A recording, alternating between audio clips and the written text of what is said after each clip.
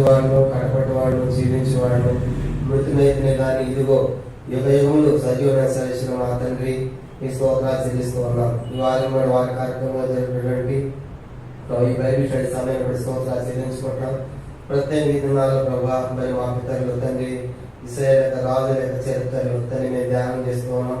తండ్రి మరి 13వ రాజుగా తండ్రి హిజ్కియా చరిత్ర మరి ఇప్పటికే 2 పాటలు మేము చూసాం ప్రభా. మరి ఏదైనా 3వ పాటలు చూడబోతున్న సహాయం చేయండి. ప్రత్యేక ప్రభు ఎన్ని కూడా దృష్టాంతములుగా సంభవించిన సంగతులు యుగాంతం మాకు బుద్ధి కలగాలని, బోధ కలగాలని, జ్ఞానం కలగాలని ప్రభా, మాత్రమే నిరీక్షణ కలగాలని తండ్రి మరి వారిలాగా మేము కూడా పడిపోకుండా సరి చేసుకోవాలని ఎన్నో సంగతులు మీరు ఆశ్రయించినందుకు స్తోత్రాలు తండ్రి. ప్రతి దినం కూడా ఒక కొత్త విధానములో తండ్రి నేర్పించే పాఠములు, ఆత్మీయ సత్యములు, గుణపాఠములు అన్నింటిని బట్టి మీ స్తోత్రాలు. ఇటువంటి ద్వారా మేము సరి చేయబడి చక్కపరచబడి మీ రాజ్యంలో ప్రవేశించినట్లు సహాయం చేయండి. వచ్చిన పిల్లలకి స్తోత్రాలు. ఇంకా రావాల్సిన వారి మార్గ మధ్యలో మీ ఏర్పాట్లు ఎవరున్నారో వారిని సగం నడిపించండి. ఎవరైతే లక్ష్యంగా నిర్దేశిస్తున్నారో అలాంటి ప్రజలు తలపెట్టి మీ సరి తీసుకున్నామని ఆ యొక్క దాస్తున్నాను విషయాలు ఉద్దేశానికి స్తోత్రాలు సిద్ధించుకుంటూ మేమంతా మీ సన్నిధిలో ఆనందించే సమయంలో దీవెనకరంగా చేయండి. కరెంటు, మైకు, లైట్, లైవ్, వాతావరణము, వాయిద్యాలన్నింటిలో సహాయపడమని ఆరోగ్య మహిళ జరుపుకోండి. మరి కిచెన్లో పనిచేసిన బిడ్డలందరూ కాసుకుంటూ దయచేయమని తను ఎవరి ప్రేమ ప్రయాసాలు జరుగుతాయో దీవించమని మీ మంది సముద్రం వేసిన ప్రతివికై మేము శుద్ధిస్తూ గర్భపరుస్తూ అమరాలు చెల్లిస్తూ యేసు క్రీస్తు నామమున ప్రార్థించి స్తుతించి అతినముగా వేడుకొనుచున్నాము తండ్రి. ఆమేన్.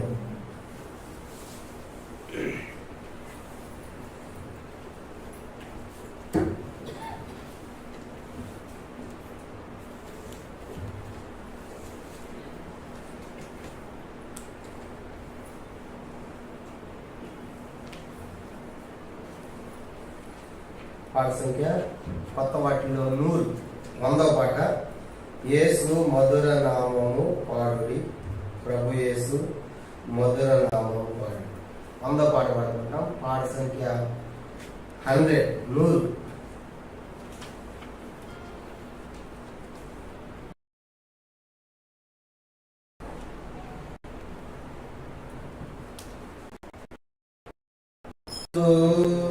మధుర నామము పాడుడి, ప్రభు యేసు మధుర నామము పాడుడి. పరమును వేడచి ఇహమున కరిగెను, పరమును వేడచి ఇహమున కరిగెను. పాపుల కొరకై రక్తము కాచెను, పాపుల కొరకై రక్తము కాచెను. పునరుత్థానుడై రక్షణ నీచే, పునరుత్థానుడై రక్షణ నీచే. పూర్ణముగా ముగించే ప్రభు యేసు మధుర నామము పాడుడి, ప్రభు యేసు మధుర నామము పాడుడి. దుఃఖముంది మము విడిపించెను, దుఃఖమును వేదనలలో అద్భుతము జరిగించే ప్రభు యేసు మధుర నామము పాడుడి, ప్రభు యేసు మధుర నామముడి. లోకములను మోసెను ప్రభు, లోకములను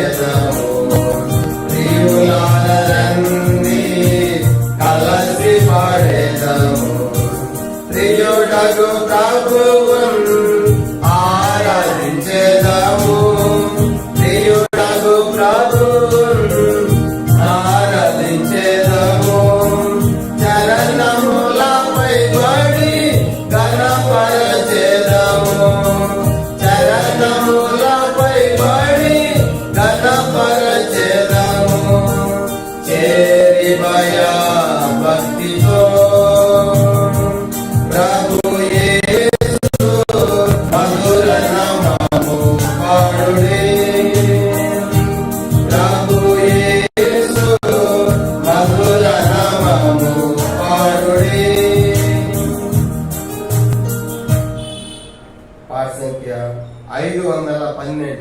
కొత్త వాటిలో 512, పాత వాటిలో 506. మన యేసుని వారలము తన వారిగానే ఉండుము అనే పాట పాడతాము. కొత్త ప్రతుల్లో 512, పాత వాటిలో 506.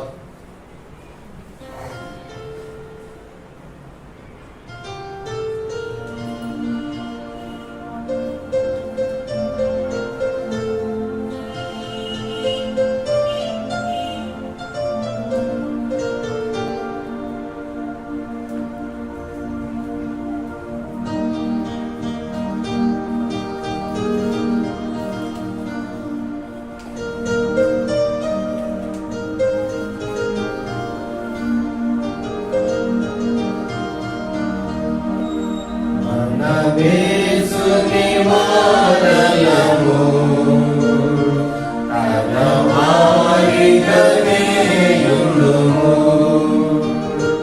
మన యేసుని వారలము తన వారిగానే ఉండుము. మనలను రక్షించెను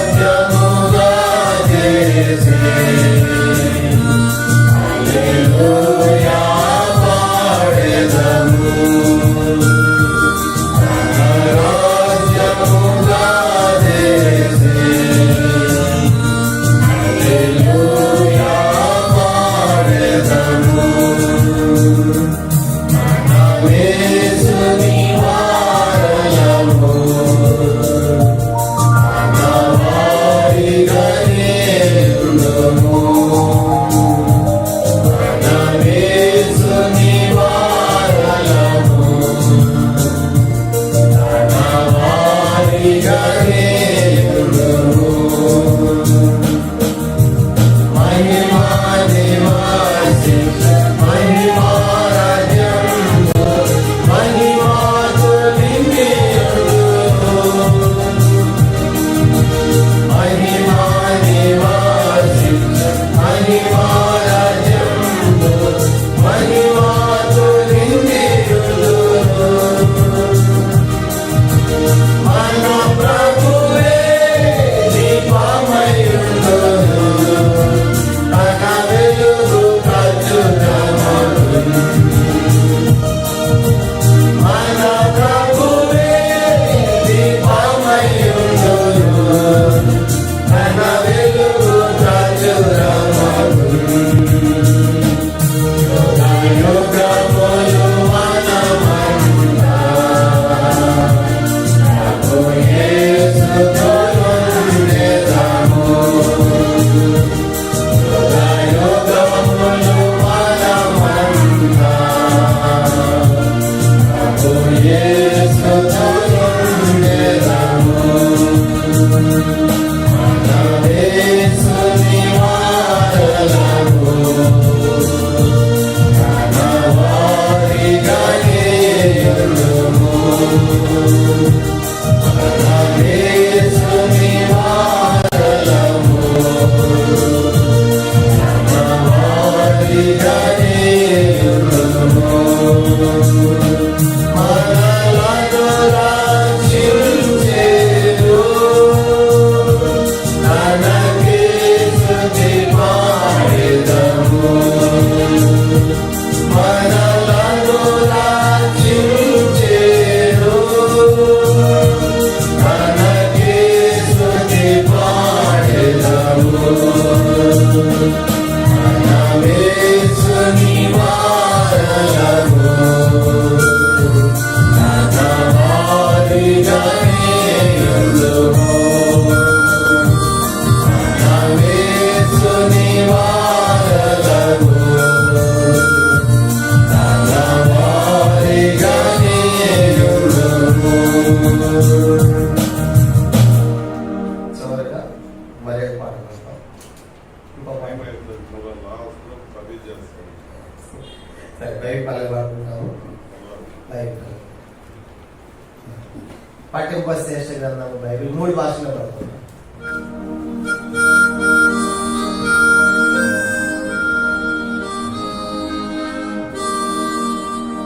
పఠింప శ్రేష్ఠ గ్రంథము బైబిల్ పఠింప శ్రేష్ఠ గ్రంథము బైబిల్ అనుదినం పఠించిన ప్రేమ తోడ నడుపును ఓ పఠింప శ్రేష్ఠ గ్రంథము బైబిల్ दुनिया में सबसे प्यारे पुस्तक बाइबल दुनिया में सबसे प्यारे पुस्तक बाइबल पढ़ेंगे उसको तुम पढ़ो सामने डरता कोई ना हो वो दुनिया में सबसे प्यारे पुस्तक Bible The best book to read is the Bible. The best book to read is the Bible. If you read it every day, it will help you all the way. Oh, the best book to read is the Bible. నేను వాక్యాన్ని వినకపోవడము ప్రార్థన చేసుకుంటాము.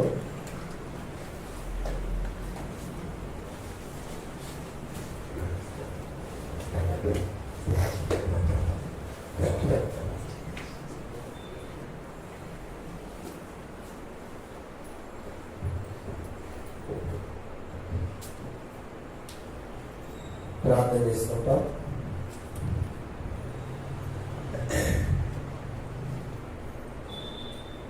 పరలోకమందున మా తండ్రి, పరిశుద్ధ దేవ, జీవాధిపతి, మహోన్నతుడ, మీ స్తోత్రాలు చెల్లిస్తూ ఉన్నాం. ఈ ప్రియమైన కుమారుడు మా ప్రభువును మా రక్షకుడైన యేసు ప్రభు వారి అత్యున్నతంగా హెచ్చించబడి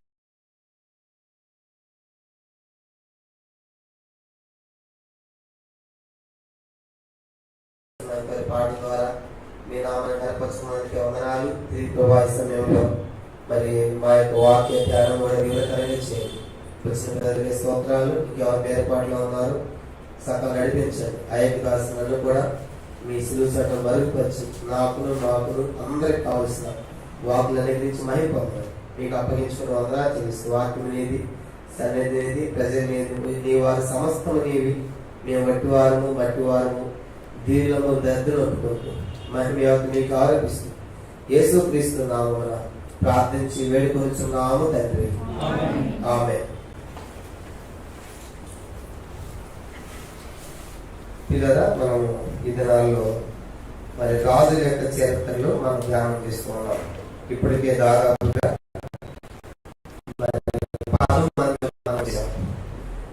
అంత మాత్రమే కాదు, మరి ఐక్య రాజులతో కూడా కలుపుకుంటే వాళ్ళు ఒక నలుగురు కనుక మొత్తము దాదాపుగా మరి 17 మంది రాజులు మనం చూసాం. మరి మొదటి రాజు చెప్పండి. మొదటి రాజు సౌలు తర్వాత నెక్స్ట్ రాజు ఏంటో చెప్పండి. దావీదు తర్వాత సొలొమోను తర్వాత ఆయన కుమారుడు రెహబాము చూసాం. ఈ రెహబాం టైంలోనే రాజ్యం ఏమైపోయిందన్న చూసాం, 2గా విడిపోయింది. ఇది యోధా. ఎన్ని గోత్రాలు ఇవి? 2 గోత్రాలు. ఇది ఇశ్రాయేలు, ఇది 10 గోత్రాలు. ఇది దక్షిణ రాజ్యము, ఇదేమో ఉత్తర రాజ్యంగా చూసాం. దీంట్లో మొదటి రాజు చెప్పండి. మొదటి రాజు ఎవరు? రెహబాం. తర్వాత నెక్స్ట్ ఆయన కుమారుడు ఆయన కుమారుడు అబియా తర్వాత నెక్స్ట్ ఆయన కుమారుడు ఆసా తర్వాత ఆయన కుమారుడు యెహోషాపాతు ఆయన కుమారుడు యెహోరాం తర్వాత అహజ్య తర్వాత రాజ్యం ఏడడానికి ఎవరు వచ్చారు చెప్పండి? అతల్లి. అతల్లేదంతా ఆమె మనవుడు యోవాష్ నెక్స్ట్ అమజ్య తర్వాత ఉజ్జియా తర్వాత యోతాం తర్వాత ఆహాజ్ తర్వాత హిజ్కియా 13వ రాజు. ఇదేం చెప్పండి? హిజ్కియా 13వ రాజు. కనుక ఇక్కడ మనం ఉన్నాం, 13వ రాజు దగ్గర ఉన్నాం. కాబట్టి ఇంకెంతమంది ఉన్నారు ఇక్కడ దీంట్లో యోధ రాజుల్లో? మొత్తం ఎంతమంది రాజులు అని చెప్పారు? 20 మంది ఉన్నారు. చెప్పండి కదా, 20 మంది. కానీ మనం 13వ రాజు దగ్గర ఉన్నాము. హిజ్కియా జీవితాన్ని ఇప్పుడు మొత్తము హిజ్కియా గురించి మొత్తము ఎన్ని అధ్యాయాలు ఉందని చెప్పాము? 3 భాగాలు. మొత్తము మరి 2వ రాజులు 18వ అధ్యాయము, 19వ అధ్యాయము, 20వ అధ్యాయము మనం చూసాం. కనుక తర్వాత మరి 3 భాగాల్లో ఉంది. 2వ రాజులు 18వ అధ్యాయము, 19వ అధ్యాయము, 20వ అధ్యాయం. తర్వాత ఇంకెక్కడ మనం చూసాము 2వ దినవృత్తాంతములు 29వ అధ్యాయము, 30వ అధ్యాయము, 31వ అధ్యాయము, 32వ అధ్యాయం. తర్వాత 3వది యెషయా గ్రంథము చెప్పండి 36వ అధ్యాయము, 37వ అధ్యాయము, 38వ అధ్యాయము. మొత్తం టోటల్ ఎన్ని చెప్పండి? 39 కూడా. మొత్తం టోటల్ గా 11 అధ్యాయాలు. ఈ 11 అధ్యాయాల చరిత్ర మొత్తము హిజ్కియా జీవితాన్ని 3 పార్ట్స్ గా మనం డివైడ్ చేస్తాం. ఎందుకంటే ఈ రోజు హిజ్కియా ముగిస్తున్నాం కాబట్టి ఒకసారి అది రిమైండ్ చేసి ఒక 5 నిమిషాలు ముందుకెళ్తాం. 3 పార్ట్స్ గా ఏమని డివైడ్ చేసి చెప్పండి. మొదటిది హిజ్కియా జీవితాన్ని మొత్తం 3 పార్ట్లు. మొదటిది మందిరపు తలుపులను తెరిచాడు. మందిరపు తలుపులను తెరచి వాటిని బాగు చేయించి శుభ్రం చేసి ప్రతిష్ఠించి దాంట్లో ఉపకరణలన్నీ సమకూర్చి యాజకులను లేవీయులను సమకూర్చాడు. అది మొదటి పార్టీలో చూస్తే. రెండవది ఆ మందిరములో ఏం ఏర్పాటు చేశాడు చెప్పండి? ఆ పండుగలు ఏర్పాటు చేశాడు. పండుగలు ఏర్పాటు చేసింది యోధా వారి కోసమేనా? అదంతా దేశమంతా, అంటే దాని మొదలుకొని దేశం అంటే ఇశ్రాయేలు తర్వాత యోధ అంతటిని ఆహ్వానించాడు. ఆ పండుగల ద్వారా మేలు కలిగింది ఏమన్నా చెప్పండి? పండుగల ద్వారా ఏమైనా మేలు కలిగిందా? పండుగలు దండగా అయిందా? మేలే కలిగింది కదా. ఆ పండుగల ద్వారా అందరికి ఏమైంది చెప్పండి? సంతోషం కలిగింది. కనుక ఆ పండుగలు అనుకున్న సమయానికి రాకపోతే మొదటి నెలలో ఎప్పుడు ఏర్పాటు చేస్తున్నారు? దాన్ని 14వ తారీఖుకి ఏర్పాటు చేస్తున్నారు. అప్పుడు జనాలు అనుకోకుండా ఊహించిన విధంగా అత్యధిక వచ్చినప్పుడు యాజకులందరూ ఏమైపోయారు? సిగ్గుపడ్డారు. ఎంతమంది వస్తారు అనుకోలేదు అనుకున్నారు. అంత విపరీతంగా జనాలు వచ్చేసారు. ఆ పండుగలు అద్భుతంగా జరిగాయి. అలాంటి పండుగలు సొలొమోను తర్వాత ఏ రాజు టైంలో కూడా జరగలేదని చూసాం. అంత ఘనంగా జరిగించాడు పస్కా పండుగ హిజ్కియా. అప్పుడు పండుగలు వచ్చిన వాళ్ళు ఏం చేశారంటే మళ్ళా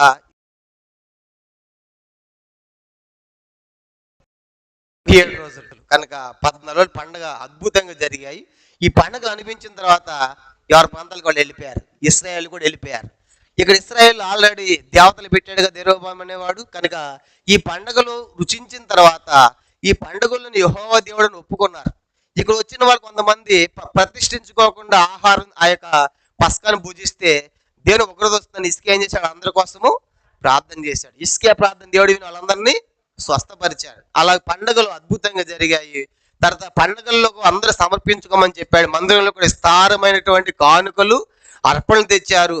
యాజకులు లేవేలు తెలంగా బాగా మందిరంలో ఇంకా మిగిలిపోయినాయి. వాటిని కొట్లు కట్టి కొట్లు ఏర్పాటు చేసి ఈ మందిరములో సేవ జరగటానికి లేవీలను వంతుల ప్రకారముగా నియమించి దాని మీద అధికారులు పెట్టి ఆ యొక్క డబ్బు మీద ఆ యొక్క వచ్చినటువంటి ఆ ఫండ్స్ మీద అధికారులు పెట్టి వంతుల ప్రకారం లేవీలకి ఇప్పించాడు. పండుగ అయిపోయిన తర్వాత నెక్స్ట్ వాళ్ళు ఏం చేశారు చెప్పండి? అక్కడ ఉన్నటువంటి దేవతలన్నీ కూడా తొలగించేశారు. కనుక తొలగించేశారు కాబట్టి హిజ్కియా ఆరంభించిన ప్రతి పని కూడా హృదయపూర్వకంగా జరిగించి వర్ధిల్లేను అని మనం చూసాం. ఇంతవరకు గత 2 పార్ట్లో మనం చూసాం. కనుక ఈరోజు 3వ పార్ట్ ఏంటంటే, ఈ 2 పార్ట్లు అయిపోయింది. ఈరోజు 3వ పార్ట్ గనుడై గర్వించి తగ్గించుకున్న హిజ్కియా. గనుడై గర్వించి తగ్గించుకున్న హిజ్కియా. ఈరోజు 3వ పార్ట్. ఈరోజు ఈ పార్ట్తో మనం ముగిచ్చేస్తాం. కానీ ఇప్పుడు ఒక విధంగా ఇంత వైభవంగా ఇంతవరకు చూసిన రాజులందరిలో కూడా ఇలాంటి అద్భుతమైన సంస్కరణలు కనుక చేపట్టిన రాజు హిజ్కియా తప్ప మరొక రాజు మనకి కనబడటం లేదు. కనుక ఇప్పుడు చూసిన 13 మంది రాజుల్లో కూడా ఎంత ఉన్నతమైన స్థానాన్ని ఆక్రమించినట్లుగా హిజ్కియా మనకు కనబడుతున్నాడు. కానీ ఇప్పుడు దాని కంటిన్యూషన్ మనం చూస్తాం. ఇప్పుడు పండగ అయిపోయింది కనుక అందరూ వెళ్ళిపోయారు. ఏం జరిగింది నెక్స్ట్? దాని కంటిన్యూషన్ 2వ దినవృత్తాంతాలు 32వ అధ్యాయం రండి. కనుక ఈరోజు మనం అక్కడి నుంచి మనం మొదలు పెడతాం. అక్కడ దాకా మనం ధ్యానం చేసాము. 2వ దినవృత్తాంతములు 32వ అధ్యాయము చూడండి. 32వ అధ్యాయం 31 అయిపోయింది మనం చూసాం. 31 దాకా ముగించాం గత వారం. ఈరోజు 32వ అధ్యాయం పైన చూడండి. 21 వచనం 31:21లో తన దేవుని ఆశ్రయించుటకై దేవుని మందిర సేవ ఎందేమి, ధర్మశాస్త్ర విషయం అందేమి, ధర్మమంతటి విషయం అందేమి తాను ఆరంభించిన ప్రతి పని అతడు హృదయపూర్వకంగా జరిగించి వర్ధిల్లేను. కనుక పండుగల ద్వారా అలాంటి అద్భుతంగా హిజ్కియా దేవుడు ఏ పని చేశాడు అన్నింటిలో సక్సెస్ఫుల్ విజయం సాధించాడు. అలా పండుగలు ముగించబడ్డాయి. ఇప్పుడు 32వ అధ్యాయం ఏం జరుగుతుంది చూడండి. 32వ అధ్యాయం 1వ వచనం. రాజు ఇటు నమ్మకమైన చర్య చూపిన తరువాత అష్షూరు రాజైన సన్హెరీబు వచ్చి యోధా దేశములో చొరబడి ప్రాకారపురములు దిగి వాటిని లోపరుచుకొన జూచెను. చూడండి ఇప్పుడు ఏం జరుగుతుందంటే, ఇప్పుడు దాకా ఎంతో సంతోషంగా పండుగలు చేశారు, అనుభవించారు. అందరూ వెళ్ళిపోయిన తర్వాత నెక్స్ట్ ఇప్పుడు వాళ్ళకి ఒక శోధన, ఒక శ్రమ లాంటిది ఎదురవుతుంది. ఏమవుతుంది చెప్పండి? ఎవరు వస్తున్నారంటే యుద్ధానికి? అష్షూరు రాజు. కనుక ఆల్రెడీ అప్పటికి అష్షూరు బలమైన సామ్రాజ్యంగా ఫామ్ అయింది. కనుక అంటే వాళ్ళు చాలా దేశాలు జయించారు. అంటే ఆ దినాల్లో అగ్రరాజ్యం ఏంటంటే అష్షూరే. ఏంటంటే అది అగ్రరాజ్యం, చాలా దేశాలు జయించారు వాళ్ళు. కనుక మహా సామ్రాజ్యంగా ఉంది అష్షూర్. కనుక ఇప్పుడు వాళ్ళు ఏం చేస్తారంటే అన్ని రాజ్యాలు ఆల్రెడీ ఇస్రాయేల్ని కూడా జయించారు. అందరూ చూడండి, ఇదేంటిది ఇస్రాయేల్, వీళ్ళని కూడా అష్షూర్ ఆల్రెడీ జయించారు. కనుక జయించాల్సింది ఏంది నెక్స్ట్? ఇప్పుడు యోధ. కాబట్టి వీళ్ళని జయించి లాక్కుని పోయారు. కనుక అష్షూర్ దేశానికి ఇప్పుడు దీని మీద దాడికి వస్తున్నారు. కనుక ఎప్పుడైతే ఈ పండుగలు అయిపోయినాయో ఇలాంటి పరిస్థితుల్లో అష్షూర్ రాజు యుద్ధానికి వస్తా ఉంటే, దాడికి వస్తా ఉంటే హిజ్కియా ఏం చేశాడు? ఇక్కడ కంటే రాజుల గ్రంథంలో బాగుంటుంది, ఆడికి వెళ్తాం. 2వ రాజులు చూడండి 18వ అధ్యాయం. 2వ రాజులు 18వ అధ్యాయం. అక్కడ చాలా ఎక్కువ ఇన్ఫర్మేషన్ ఉంది, అక్కడ చూస్తాం. 2వ రాజులు 18వ అధ్యాయం. ఇప్పుడు ఎప్పుడైతే ఇలా దాడికి వస్తున్నాడో అష్షూర్ రాజు సన్హెరీబు హిజ్కియా చేసిన పని అంటే చూడండి. 2వ రాజులు 18వ అధ్యాయం 13వ వచనం నుంచి నేను చదువుతున్నాను, దయచేసి గమనించండి. 2వ రాజులు 18వ అధ్యాయము 13వ వచనం నుండి రాజైన హిజ్కియా ఏలుబడిలో 14వ సంవత్సరమందు అష్షూరు రాజైన సన్హెరీబు యోధా దేశమందున్న ప్రాకారములు గల పట్టణములన్నిటి మీదకి వచ్చి వాటిని పట్టుకొనగా. 14 యోధా రాజైన హిజ్కియా లాకీషు పట్టణమందున్న ఆ అష్షూరు రాజు వద్దకు దూతలను పంపి, నా వల్ల తప్పు జరిగినది, నా యొద్ద నుండి తిరిగి నీవు వెళ్ళిపోయిన నా మీద నీవు మోపిన దాన్ని నేను భరించదని వర్తమానము చేయగా, అష్షూరు రాజు యోధా రాజుని హిజ్కియాకు 600 మణుగుల వెండియు 60 మణుగుల బంగారమును జుల్మానాగా నియమించాను. ఇప్పుడు ఈ యొక్క సన్హెరీబు ఎక్కడ దాకా వచ్చేసాడంటే లాకీషు పట్టణం దాకా వచ్చేసాడు. ఎక్కడ వచ్చాడు చెప్పండి? ఎక్కడ దాకా వచ్చాడు? ఈ లాకీషు యోధాలోని ఒక పట్టణం. యోధా దేశంలోనంటే ఇప్పుడు మనకు ఢిల్లీ కనుక మెయిన్ ఎట్లా ఉందో, ఢిల్లీ తర్వాత నెక్స్ట్ సిటీ ఏంటంటే బాంబే అని చెప్తాం కనుక, అట్లాగా ఇప్పుడు యెరూషలేం తర్వాత నెక్స్ట్ దాంట్లో బలమైన పట్టణం ఏంటి? లాకీష్. కనుక అక్కడ దాకా వచ్చేసాడు సన్హెరీబు. ఇక నెక్స్ట్ యోధా దేశం మీదకి దాడి చేయబోతున్నాడు, యెరూషలేం మీదకి రాబోతున్నాడు. ఎప్పుడైతే లాకీష్ పట్టణం దాకా వచ్చిన సంగతి తెలిసిందో హిజ్కియాకి వెంటనే ఏం చేస్తున్నాడంటే దూతలను పంపించి, నా ద్వారా తప్పు జరిగింది అంటాడు. ఏం తప్పు చేశాడు హిజ్కియా చెప్పండి? హిజ్కియా ఏం తప్పు చేశాడు? పన్ను కట్టలేదు. తన తండ్రి ఆహాజు ఏం చేశాడు చెప్పండి? తన తండ్రి ఆహాజు అష్షూరు వాళ్ళకి పన్ను కట్టేవాడు కాబట్టి పన్ను కట్టారు కాబట్టి వాళ్ళు వదిలిపెట్టారు. ఇప్పుడు హిజ్కియా దేవుని నమ్ముకున్నాడు కాబట్టి వాడికి ఎందుకు పన్ను కట్టాలనుకున్నాడేమో తెలియదు, కానీ దేవుని నమ్ముకున్నాం కాబట్టి దేవుడు మన పక్షాన ఉన్నాడు కాబట్టి మనం ఎందుకు పన్ను కట్టాలని చెప్పేసి పన్ను కట్టడం మానేశాడు.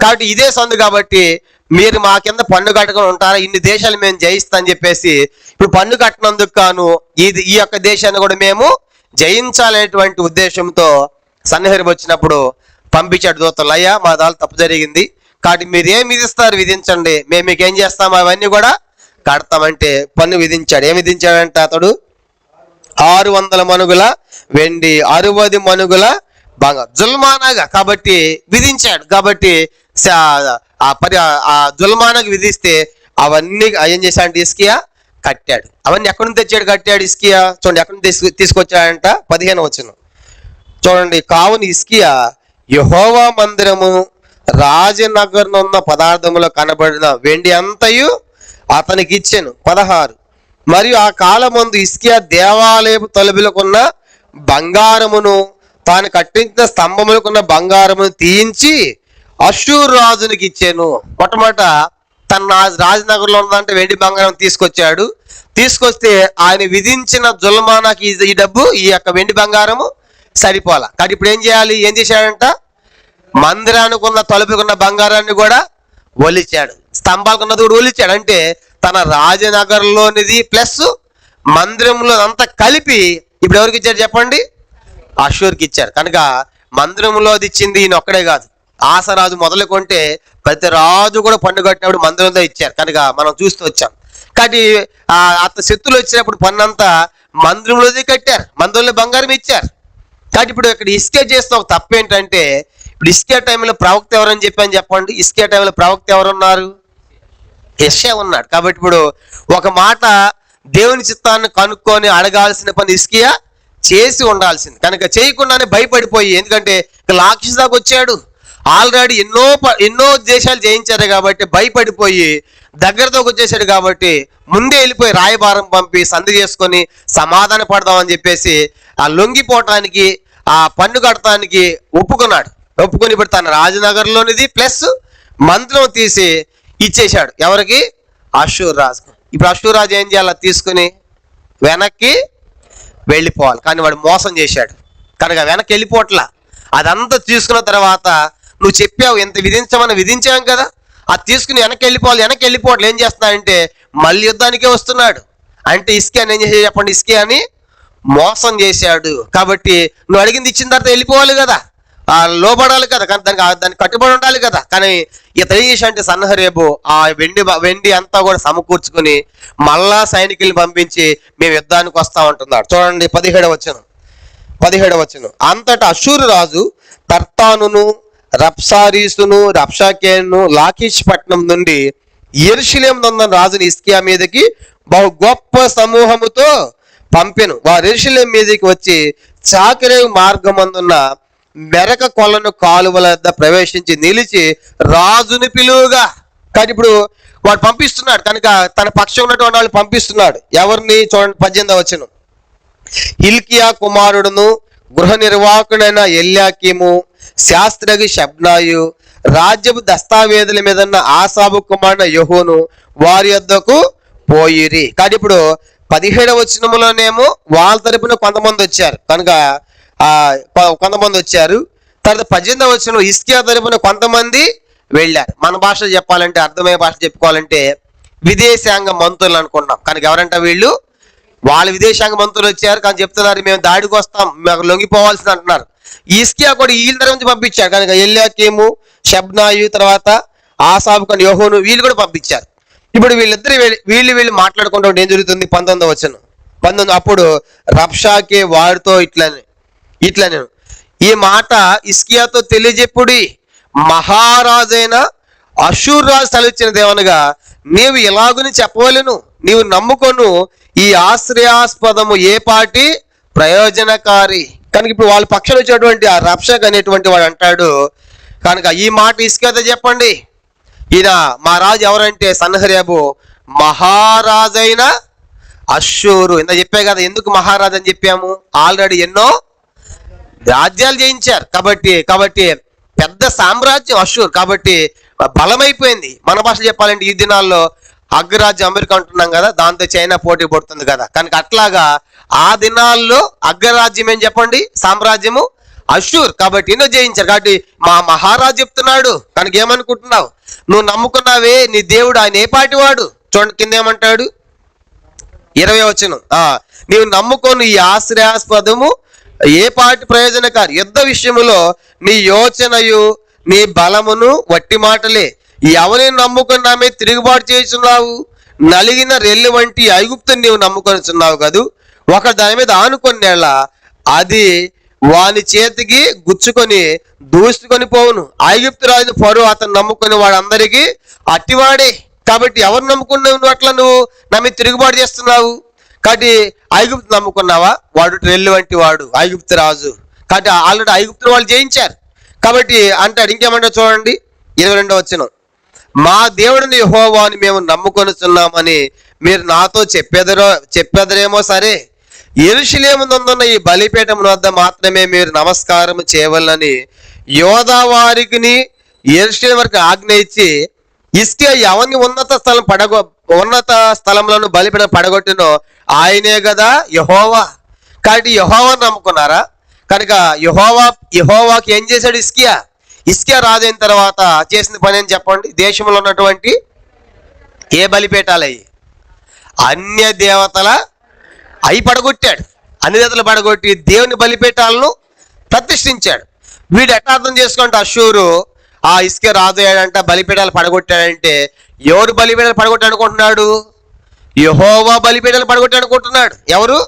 అష్షూరు రాజు. కనుక మరి హిజ్కియా పడగొట్టిన యెహోవా బలిపీఠాలా కాదు, అన్ని దేవతల బలిపీఠాలు పడగొట్టి దేవుని బలిపీఠాలు ప్రతిష్ఠించాడు. దానికి ఉల్టగా అర్థం చేసుకుని ఆ ఎవరి బలిపీఠాలు పడగొట్టాడు ఆ యెహోవే కదా, ఆయన మిమ్మల్ని రక్షిస్తాడా, ఆ యెహోవాను నమ్ముకుంటారా కనుక ఐగుప్తును నమ్ముకుంటారా అని మాట్లాడుతున్నాడు. కాబట్టి మరి హిజ్కియా రాజైన తర్వాత పడగొట్టింది అన్య దేవతల బలిపీఠాలు కానీ యెహోవా బలిపీఠము కాదు. యెహోవా మందిని బాగు చేశాడు, లేవీని పెట్టాడు, యాజకులు పెట్టాడు, బల్లర్పించాడు. కనుక బలిపీఠాలు కట్టాడు దేవునికి, కానీ యెహోవా బలిపీఠాలు పడగొట్టలేదు.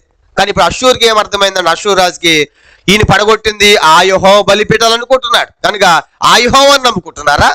ఇంకేమంటే చూడండి 23వ వచనం. కావున చిత్తగించి అష్షూరు రాజైన నా ఏళ్ళ వారితో పందెము వేయుదుము, 2000 గుర్రముల మీదను రౌతుల మీదను ఎక్కించుటకు నీ శక్తి ఉన్న ఎడల నేను వాటిని నీకు ఇచ్చేదను.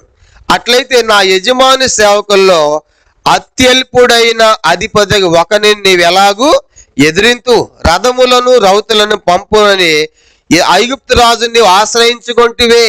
కనుక ఇప్పుడు ఏమంటాడంటే పంది వేస్తున్నాడు. కనుక అష్షూరు రాజు అయిన ఆ యొక్క సైన్యాధిపతి రబ్షాక్ ఏమంటున్నాడు, మీ పక్షంగా 2000 మంది రండి రథాలతో రౌతులతో, మా పక్షం ఎంతమంది వస్తామని చెప్పండి, ఒక్క సైనికులు అత్యల్పుడు, ఎందుకు ఒక్కడు పనికిరాని పంపిస్తాము, ఒక్కడు ఎంతమందిని చేయిస్తాడు మీ 2000 మంది రౌతులను రథంలో జయిస్తాడు.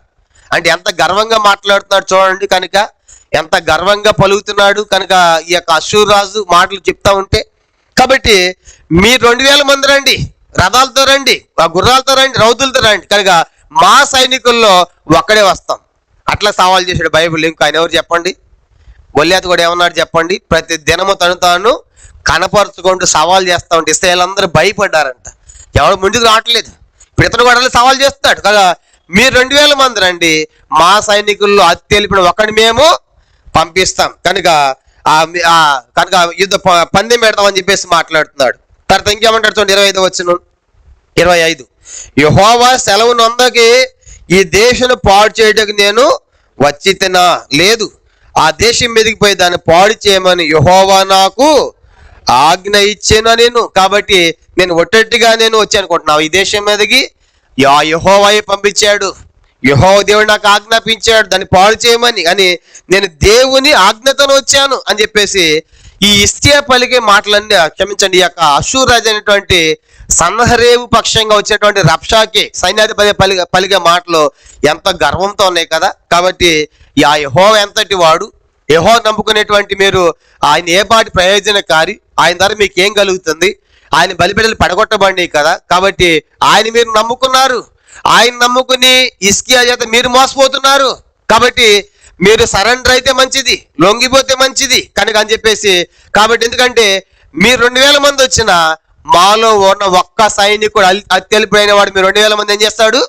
జయిస్తాడు అని చెప్పేసి ఇలాంటి గర్వపు మాటలు పలుకుతూ ఉంటే ఏం జరుగుతుంది చూడండి. అప్పుడు నేను ఒట్టిగా రాలేదు, దేవుడే నన్ను ఈ దేశం మీదకి పంపించాడు అని చెప్పేసి గర్వపు మాటలు ఇవన్నీ మనకు ఇవన్నీ మనకు అర్థమవుతా ఉంటే ఏం అర్థమవుతుందంటే, హిజ్కియా మరి ఇవన్నీ మనం అర్థమవుతున్నప్పుడు ఇతడు గర్వముతో ప్రవర్తిస్తా గర్వముతో పలికే మాట మనకు అర్థమవుతుంది. ఇంకేం జరుగుతుంది? 26వ వచనం చూడండి. హిల్కియా కుమారుడని ఎల్యాకీము, షబ్నాయు, యెహూ అని వారు చెత్తగించుము, నీ దాసులమైన మాకు సిరియా భాష తెలియని గనుక దానితో మాట్లాడుము, ప్రాకారం మీద ప్రజల వెనుకల్లో యూదుల భాషతో మాట్లాడుకోమని రబ్షాకేతో అనగా. కాబట్టి ఇప్పుడు ఈ యొక్క సంభాషణ ఎవరో జరుగుతుందని చెప్పండి. ఎవరెవరికి? హిజ్కియా పక్షంగా వచ్చేటువంటి వాళ్ళకి, అటేమో సన్హెరీబు పక్షం వచ్చినటువంటి వాళ్ళకి. యోధా దేశము ప్రాకారం బయట కనుక, ప్రాకారం బయట, ప్రాకారం మీద సైనికులు ఉన్నారు, ప్రాకారం మీద ప్రజలు ఉన్నారు కనుక. అప్పట్లో ప్రాకారాలు అంటే చిన్న చిన్నవి కాదు, ప్రాకారాలు అంటే 2 రథాలు నడుస్తాయి, ఒక రథం పోతా ఉంటే మరొక రథం రావచ్చు అన్నమాట. అంత వెడల్పుతో అంత హైట్తో నిర్మించే వాళ్ళు, చుట్టూ కోటలు కనుక ఆ యొక్క దేశానికి ప్రాకారం. కానీ అంత ఉన్నతమైన ప్రాకారాలు. అందుకే ఎరుకో పట్టణంలో ఒక ఆమె ఇల్లు ఉందంట. దేని మీద ఉంది? ప్రాకారం మీద. ఎవరిల్లు? రాహాబ్. కనుక ఇల్లు ఉంటమేందంటే, ఇల్లు ఉంటమంటే ఎంత వెడల్పు ఉంది అది కనుక. అంత హైట్లో అంత వెడల్పు అంటే ఒక రథం పోతా ఉంటే మరొక రథం రావచ్చు, అంత విశాలంగా ఆ యొక్క గోడలు కట్టేవాళ్ళు. ఇప్పుడు ఆ ప్రాకారం మీద ప్రజలు ఉన్నారు, కింద ఇప్పుడు ఈ డిస్కషన్ జరుగుతూ ఉంది కనుక మీరు మాతో సమాధాన పడండి. ఆ యెహోవా ఎవడు కనుక ఆయన నమ్ముకున్నారు, మీరు మోసపోతున్నారు కనుక మీరు 2000 మంది రండి, మేము ఒకళ్ళు వస్తాము కనుక మా రాజు మహారాజు కనుక అని చెప్పేసి ఇవన్నీ మాట్లాడుతూ ఉంటే, ఇప్పుడు హిజ్కియా తప్పు వచ్చిన వాళ్ళు అంటారు, వాళ్ళు వచ్చిన వాళ్ళు ఇప్పుడు ఎవరు? వాళ్ళు అశ్షూరు వాళ్ళు. వాళ్ళ భాష ఏంటంటే సిరియా భాష మాట్లాడతారు. ఏ భాష అని చెప్పండి? వాళ్ళు సిరియా భాషతో మాట్లాడుతున్నారు. ఇప్పుడు వీళ్ళదేం భాష? యూదుల భాష, హెబ్రీ భాష. ఏ భాష? హెబ్రీ భాష. వీళ్ళు ఏమంటున్నారంటే వచ్చిన వాళ్ళు కనుక, అయ్యా మీరు వాళ్ళు వచ్చిన వాళ్ళు సిరియా భాషతో మాట్లాడట్లేదు, వాళ్ళ భాషలో మాట్లాడలేదు. ఎవరి భాషతో మాట్లాడుతున్నారు? హెబ్రీ భాషతో మాట్లాడుతున్నారు. అప్పుడు వీళ్ళు అంటారు, దయచేసి ప్లీజ్ మీరు మాకంతా సిరియా భాష వచ్చు కాబట్టి మీరు మాట్లాడండి, ఏ భాషలో మాట్లాడండి? సిరియా భాష. ఎందుకు చెప్పండి? కనుక ఎందుకు ఇప్పుడు వాళ్ళు మాట్లాడుతుంది హెబ్రీ భాషతో మాట్లాడుతున్నారు. కానీ రిక్వెస్ట్ ఏం చేస్తారంటే హిజ్కియాతో ఉన్న వాళ్ళు, మీరు సిరియా భాషతో మాట్లాడండి, హెబ్రీ భాష వద్దన్నారు. ఎందుకు చెప్పండి? ప్రాకారం మీద ఎవరున్నారు? సైనికులు, ప్రజలు ఉన్నారు. ఇప్పుడు ఈ సంగతులన్నీ డైరెక్ట్ వాళ్ళకి అర్థమవుతున్నాయి కనుక వీళ్ళ సొంత భాషలో మాట్లాడుతున్నాడు కదా. ఏ భాషలో? హెబ్రీ భాషతో మాట్లాడుతారు, యూదుల భాషతో మాట్లాడుతుంది, హెబ్రీ భాషతో. వీళ్ళందరికీ అర్థమైపోతే ప్రజలు ఏమవుతారు చెప్పండి? విని జంకుతారు, భయపడతారు. అమ్మ మహారాజు అంట, ఇన్ని దేశాలు జయించాడంట, యుద్ధానికి వస్తారని భయపడతారని చెప్పేసి, ప్రజలు నిరాశకు గురవుతారని చెప్పేసి, భయభీతులు గురవుతారు. కాబట్టి మనం మాట్లాడే డిస్కషన్ ఎవరికి అర్థం కాకూడదు? పైన సైనికులు కానీ ప్రజలకు కానీ అర్థం కాకూడదు. కనుక దయచేసి ప్లీజ్ కనుక మీరు మా భాషలో చెప్పొద్దు, మీ సిరియా భాషలో మాట్లాడండి, మాకు వచ్చు అంటున్నారు. ఇప్పుడు వాడేమంటున్నారు చూడండి, 27వ వచనం. రబ్షాకే ఈ మాటలు చెప్పుటకై నా యజమాని యొద్దకు నీ యొద్దకు నన్ను పంపెనా?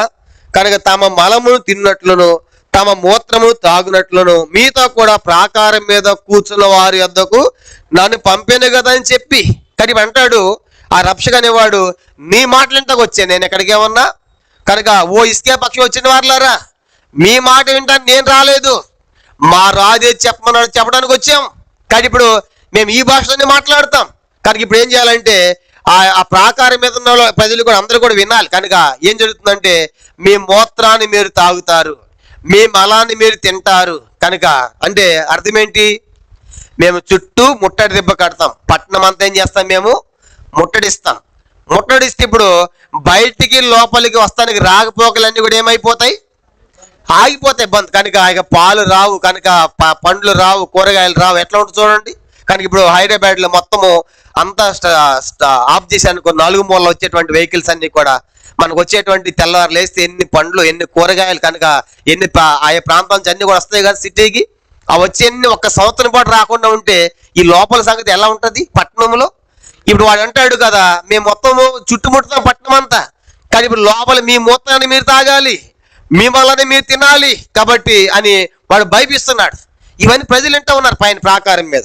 ఇంకేమన్నాడు చూడండి, అట్లా ఈ సంగతి మా రాజు చెప్పన్నాడు, దాన్ని చెప్పడానికి వచ్చాను కానీ మీ భాషలో చెప్పమంటానికి మీ మాట్లాడటానికి నేను రాలేదని మాట్లాడుతున్నాడు. ఇంకేమంటాడు చూడండి, గొప్ప శబ్దముతో యోధా భాష ఇట్లను, మహారాజైన అషూర్ రాజు సెలవిచ్చిన మాటలు వినుడి.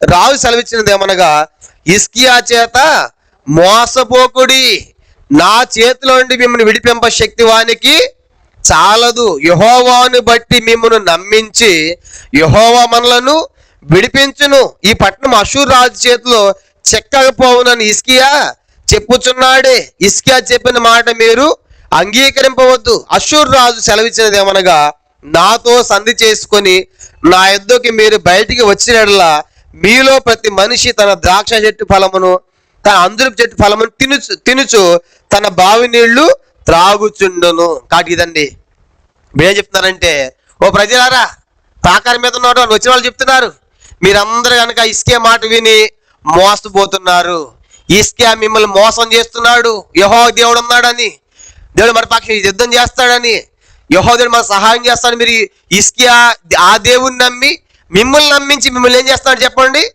మోసం చేస్తున్నాడు. కాబట్టి ఇప్పుడు మీరు హిజ్కియా మాటలని మోసపోవద్దు. కాబట్టి మీరు మా మాటలు విన్నారంటే మీ ద్రాక్ష ఫలాల చెట్లు మీరు తింటారు, మీ అంజూరపు చెట్ల ఫలాలు మీరు తింటారు. మా మాట వినకపోతే మీ మూత్రాన్ని మీరు తాగాల్సి వచ్చింది, మీ మలాన్ని మీరు తినాల్సి వస్తుంది. కాబట్టి ఆలోచించుకోండి అని చెప్పేసి వాళ్ళకు సవాలుగా హెచ్చరికగా మాట్లాడుతున్నారు. చూడగా మేము వచ్చి మీ దేశం వంటి దేశమును అనగా గోధుమలను ద్రాక్షారసమును గల దేశమునకు, ఆహారమును ద్రాక్ష చెట్లను గల దేశమునకును, ఒలివ తైలమును తేనె గల దేశమునకు మిమ్మను తీసుకొని పోదును. అచ్చట మీరు సుఖముగా నుందురు.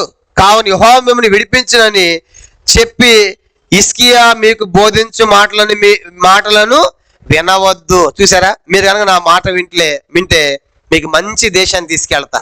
గోధుమలు ఉంటాయి, ద్రాక్షలు ఉంటాయి, తేనె ఉంటాయి. కనుక ఆ దేశం మీరు ఎట్లా ఉంటారు చెప్పండి, సుఖముగా ఉంటారు. కాబట్టి మీరు ఆలోచించుకోండి ప్రజలారా, ఆ హిజ్కియా మాటలు విని ఆ దేవుని నమ్ముకుని మోసపోతారా, లేకపోతే మాకు సరెండర్ అయిపోయి మాకు లొంగిపోయి మా మాట వింటారా? కాబట్టి మా మాట వింటేనేమో ఆ మంచి దేశాన్ని తీసుకెళ్తాం. కనుక అక్కడ మీరు సుఖపడతారు, అన్ని రకాల పదార్థాలు మీకు ఇస్తాం. కానీ హిజ్కియా మాటలు వింటే మీరు కనుక లోపడకపోతే ఇప్పుడు ఏం జరిగింది చెప్పండి, మీ మూత్రాన్ని మీ మలాన్ని మీరు తినాల్సి వస్తుంది అని చెప్పేసి ఎన్ని వార్నింగ్లాగా హెచ్చరికల్లాగా లేవు. కనుక ఇవన్నీ ఏ రాజు పంపిస్తున్నాడు, అషూర్ రాజు పంపిస్తున్నాడు. కనుక హిజ్కియాతో హిజ్కియా పక్షం వచ్చిన వాళ్ళు ఏం మాట్లాడట్లేదు, ఒక సిరియా భాషలో మాట్లాడమని అడిగారు. కానీ ఇంకా మాట్లాడుతున్నంత ఎవరు చెప్పండి, మాట్లాడుతున్నంత ఎవరు, వాళ్ళే రబ్షాకే, కనుక అష్షూరు వాళ్ళే మాట్లాడుతున్నారు. వీళ్ళు మౌనంగా వింటున్నారు. వాళ్ళు చెప్పేదానికి ఏం సమాధానం ఇవ్వట్లేదు. ఇంకేం జరుగుతుంది చూడండి. 33వ వచనం. ఆయా జనముల దేవతల్లో ఏదైనా తన దేశమును అష్షూరు రాజు చేతిలో నుంచి విడిపించిన. కానీ ఇప్పటికీ మేము ఎన్నో పట్టణాలు జయించాము, ఎన్నో దేశాలు జయించాం. ఆ దేశంలో ఉన్నటువంటి ఆ దేవుళ్ళు వారి చేతిలో వారి ప్రజలు ఏం చేయలేకపోయారు, విడిపించలేకపోయారు. మాకే అప్పగించారు ఆ దేవుళ్ళు. కనుక ఆ దేవతలు మేము జయించాం, కాబట్టి మీరు మాత్రం ఎంత అన్నట్లుగా మాట్లాడుతున్నారు. ఎన్నో దేశాలు మేము జయించాము, మా చేతిలోంచి వాళ్ళ దేవుళ్ళు వారి దేవతలు వారిని ఏం చేయలేకపోయినాయి అని ఎగ్జాంపుల్ చెప్తున్నాడు. చూడండి ఎగ్జాంపుల్స్ ఏమేమింటవి. 34 వచనం. హమాతు దేవతలు అంటే హమాత్ దేశాన్ని జయించారు. ఆ ఏమాయను. అర్పాద్ దేవతలు ఏమాయను. సపర్వీయము దేవతలు ఏమాయను. హేనా హెవ్వ అని వారి దేవతలు ఏమాయను. షోమ్రోన్ దేశపు దేవత మా చేతిలో నుండి షోమ్రోన్ను విడిపించిన. కనుక ఇవన్నీ ఎగ్జాంపుల్ చెప్తా ఉంటే ఎట్లా ఉంటుంది చెప్పండి. మేము హమాతుని జయించాము, వాళ్ళ దేవత వాళ్ళు రక్షించలేకపోయింది. తర్వాత అర్పాద్ అనే దేశం జయించాము, ఆ ప్రాంతాన్ని, వారి దేవత వాళ్ళని రక్షించలేకపోయింది. సెపర్వీయం జయించాము, వారి దేవత వాళ్ళని రక్షించలేకపోయింది. హేన్ అనే ప్రాంతాన్ని జయించాము, వాళ్ళ దేవత రక్షించలేకపోయింది. హెవ్వా అనే ప్రాంతం జయించి వారి దేవత రక్షించి చివరికి షోమ్రోన్ దేశాన్ని కూడా జయించాం. షోమ్రోన్ అంటే చెప్పండి. షోమ్రోన్ అంటే ఇదే ఇశ్రాయేల్. ఇక్కడ ఏముందంట, షోమ్రోను దేవత. ఇక్కడ ఏముందంటే షోమ్రోన్లో ఏ దేవత ఉంది చెప్పండి. షోమ్రోన్లో ఏ దేవత ఉంది? ఇక్కడ మొట్టమొదటి రాజు ఎవరని చెప్పాము? యెరోబాం కదా. యెరోబాం ఏం పెట్టాడు? ఇక్కడ దూడలు పెట్టాడు, అదన్నమాట. కాబట్టి ఇప్పుడు ఆ దేవతను కూడా ఇప్పుడు షోమ్రోను దేశపు దేవతడు వారిని ఏం చేయలేకపోయింది, అది కూడా చెప్తున్నాడు. ఇప్పుడు ఎట్లా ఉండదు చెప్పండి. అమ్మో ఇన్ని దేశాలు జయించారు, ఇన్ని దేవుళ్ళు దేవతలు వారిని ఏం చేయలేకపోయినాయి, రక్షించలేకపోయింది. చివరికి ఇశ్రాయేల్ కూడా జయించారు, షోమ్రోను కూడా మేము జయించాం. షోమ్రోను దేవత కూడా వారిని ఏం చేయలేకపోయింది, రక్షించలేకపోయింది. ఇంకేమంటాడు చూడండి 35. యెహోవా మా చేతిలోని యెరూషలేమును విడిపించుటకు ఆయా దేశముల దేవతల్లో ఏదైనా తన దేశమును మా చేతిలో నుండి విడిపించినది కలదా అని చెప్పాను. కాబట్టి ఇప్పుడు ఇన్ని దేశాలు మేము జయించాము, ఇన్ని ప్రాంతాలను. ఆ ప్రాంతంలో ఉన్నటువంటి దేవతలు వారిని ఏం చేయలేకపోయినాయి, రక్షించలేకపోయినాయి, విడిపించలేకపోయినాయి, వాళ్ళని మాకు అప్పగించాయి. కానీ మీరెంత అని మాట్లాడుతున్నాడు. ఇంకేమన్నాడు చూడండి. అయితే ఇన్ని మాటలు మాట్లాడుతూ ఉంటే రబ్షాకే అషూర్ నుంచి వీళ్ళు ఏం చేయట్లేదంట. 36 వచనం. అయితే అతనికి ప్రత్యుత్తరం ఇయ్యవద్దని రాజు సెలవిచ్చిందుడి చేత జనులు ఎంత మాత్రం ప్రత్యుత్తరం ఇయ్యక ఓరకుండిరి. ఇప్పుడు ఇన్ని మాటలు మాట్లాడితే అసలు జవాబు ఇవ్వట్లా, మా ఎదురు మాట్లాడలే. ఎవరు వీళ్ళు? హిజ్కియా పంపించిన వాళ్ళు. హిజ్కియా చెప్పాడు, వాడు మాట్లాడతాడు, వాడు మాట్లాడిన వాడికి ఏం మీరు జవాబు ఇవ్వాల్సిన పని లేదు, మూర్ఖుని ప్రత్యుత్తరము ఇవ్వాల్సిన పని లేదు. కాబట్టి వాటి మీరేం మాట్లాడద్దు, మీరు మౌనంగా ఉండండి అని చెప్పాడు. కాబట్టి హిజ్కియా రాజు చెప్పిన మాటను బట్టి వీడు ప్రత్యుత్తరం ఏమి కూడా చెప్పలేదు. కనుక అన్ని వాడు చెప్పాడు. కనుక మీరు 2000 మంది రండి, మేము ఒకళ్ళు వస్తాం చేయిస్తాము, ఆ యెహోవా చేత విడిపించలేకపోతాడు, మా మాట వినకపోతే మీ మోతాన్ని మళ్ళీ తాగుతారు, మా మాట వింటే మీరు మీ ఫలాలు తింటారు, ఇవన్నీ వాళ్ళే మాట్లాడారు. కనుక ఇప్పుడు హిజ్కియాతో వచ్చిన వాళ్ళు మారు మాట ఏమి కూడా వాళ్ళు చెప్పిన దానికి సమాధానం కూడా చెప్పాల, ప్రత్యుత్తరం కూడా చెప్పాల. ఏం జరిగింది చూడండి. ఇదైన తర్వాత 37 వచనం. గృహ నిర్వాహకుడును హిల్కియా కుమారుడు అయిన ఎల్యాకీమును శాస్త్రకి షబ్నాయు రాజ్యపు దస్తావేదుల మీద ఆసాబు కుమారుడైన యోవాషును బట్టలు చింపుకొని హిజ్కియా యొద్దకు వచ్చి రబ్షాకే పలికిన మాటలన్నీ తెలియచెప్పారు. కనుక ఇవన్నీ అన్న తర్వాత హిజ్కియాతో వెళ్ళేటువంటి వాళ్ళు ఏం చేశారని చెప్పండి, బట్టలు చింపుకున్నారు. అందరు చెప్పండి ఏం చింపుకున్నారంట అంటే అర్థం ఏంటి చెప్పండి. బట్టలు ఎప్పుడు చింపుకుంటారు? బట్టలు 2 సందర్భాలు చింపుకుంటారు. ఒకటి భయపడినప్పుడన్నా చింపుకుంటారు, రెండోది బాగా దుఃఖముతో బాధలో ఏం చేస్తారు చెప్పండి. మరి 2 సందర్భాలు. రెండోది తీయాల్సిన పని. 2వ రాజు 5వ అధ్యాయంలో ఆ సిరియా రాజుకి ఆ చిన్నది చెప్తుంది, నువ్వు కనుక మా దేశం పోయావంటే ఈ యొక్క కుష్ఠరోగం అంతా న్యాయమైందని చెప్తే ఉత్తరం రాజు పంపిస్తాడు. కనుక ఈ రాజు ఇశ్రాయేల్ రాజుకి మీ దగ్గర కుష్ఠరోగం బాగవుతుందంట అనగానే ఇశ్రాయేల్ రాజుకి ఏం చుట్టుకుంది, బట్టలు చెప్పుకున్నాడు. నేను దేవతనా దేవుణ్ణా, నేను కుష్ఠరోగాన్ని బాగు చేయటమైంది, నా యుద్ధానికి వస్తున్నావు కదా, నాతో కయ్యం పెట్టుకుంటున్నావు కదా అని చెప్పేసి బట్టలు చింపుకుంటాడు భయపడి. కనుక భయపడినప్పుడు బట్టలు. రెండోది బట్టలు చింపుకుంది ఎవరు ఇంకా బైబిల్లో? యోబు కూడా చింపుకున్నాడు కదా. ఎప్పుడు ఎందుకు ఆయన దుఃఖము కనుక 10 మంది చనిపోయి కనుక ధైర్యం పాడైపోయి దేహం పోయి అంత పోయినప్పుడు కూడా కనుక అంటే ఇప్పుడు వీళ్ళు ఏం చేస్తా అంటే ఒక విధంగా ఈ మాటలు విన్న తర్వాత ఏమైంది, వీళ్ళ లోపల ఒక విధమైన భయం ఏర్పడిపోయి వీళ్ళు బట్టలు చింపుకున్నారు. వచ్చి ఇప్పుడు ఈ జరిగిన డిస్కషన్ అంతా ఎవరు చెప్తున్నారు? 19వ అధ్యాయం 1వ వచనం చూడండి. హిజ్కియా విని తన బట్టలు చింపుకొని గోనె పట్ట కట్టుకుని యెహోవా మందిరమునకు పోయింది. ఇది విన్న తర్వాత ఇప్పుడు హిజ్కియా కూడా ఏం చేశాడని చెప్పండి. హిజ్కియా కూడా బట్టలు చింపుకుంటున్నాడు. అమ్మో, ఇన్ని దేవతలు దగ్గర దాకా లాకీష్ పట్టణం అంటే ఆల్మోస్ట్ వాళ్ళ దగ్గరకు వచ్చేసారు. వాళ్ళు ఆ లాకీష్ దాటి నెక్స్ట్ యోధానే కనుక దాడి చేసేది కనుక జయిస్తారు. కాబట్టి వాడు డబ్బు ఇవ్వమంటే డబ్బు ఇచ్చినా మోసం చేశాడు వాడు. కనుక ఇప్పుడు యుద్ధానికి కయానికి కాళ్ళు ఉన్నట్టుగా వాడు కావాల్సి వస్తున్నాడు అని చెప్పేసి ఈ మాటలన్నీ విన్న తర్వాత ఒక విధంగా హిజ్కియా కూడా ఏమైనట్టు చెప్పండి, జంకినట్టుగా ఆయన కూడా బట్టలు చింపుకున్నాడు. అయితే అన్నాడు, నేను మందిరానికి పోతాను. ఈ మాటలన్నీ కూడా మీరు ఎవరికి చెప్పాలి? ప్రవక్త ఉన్నాడు, యెషయాకి చెప్పండి. పోండి, యెషయా ప్రార్థన చేస్తాడు. ప్రవక్త ఉన్నాడు, మీరు అందరూ పోయి జరిగిందంటే ఇప్పుడు యెషయాకి చెప్పండి. యెషయా ప్రార్థన చేస్తాడు మన కోసం. నేను కూడా పోయి మందిరానికి వెళ్ళి ఏం చేస్తాను, నేను కూడా ప్రార్థన చేస్తా. చూడండి 2వ వచనం. గృహ నిర్వాహకుడు ఎల్యాకీము శాస్త్రి షబ్నాయు యాజకుల పెద్దల్లో ఆమోజు కుమారుడైన ప్రవక్త అయిన యెషయా యొద్దకు పంపాను. మీరు యెషయా దగ్గరికి పోండి.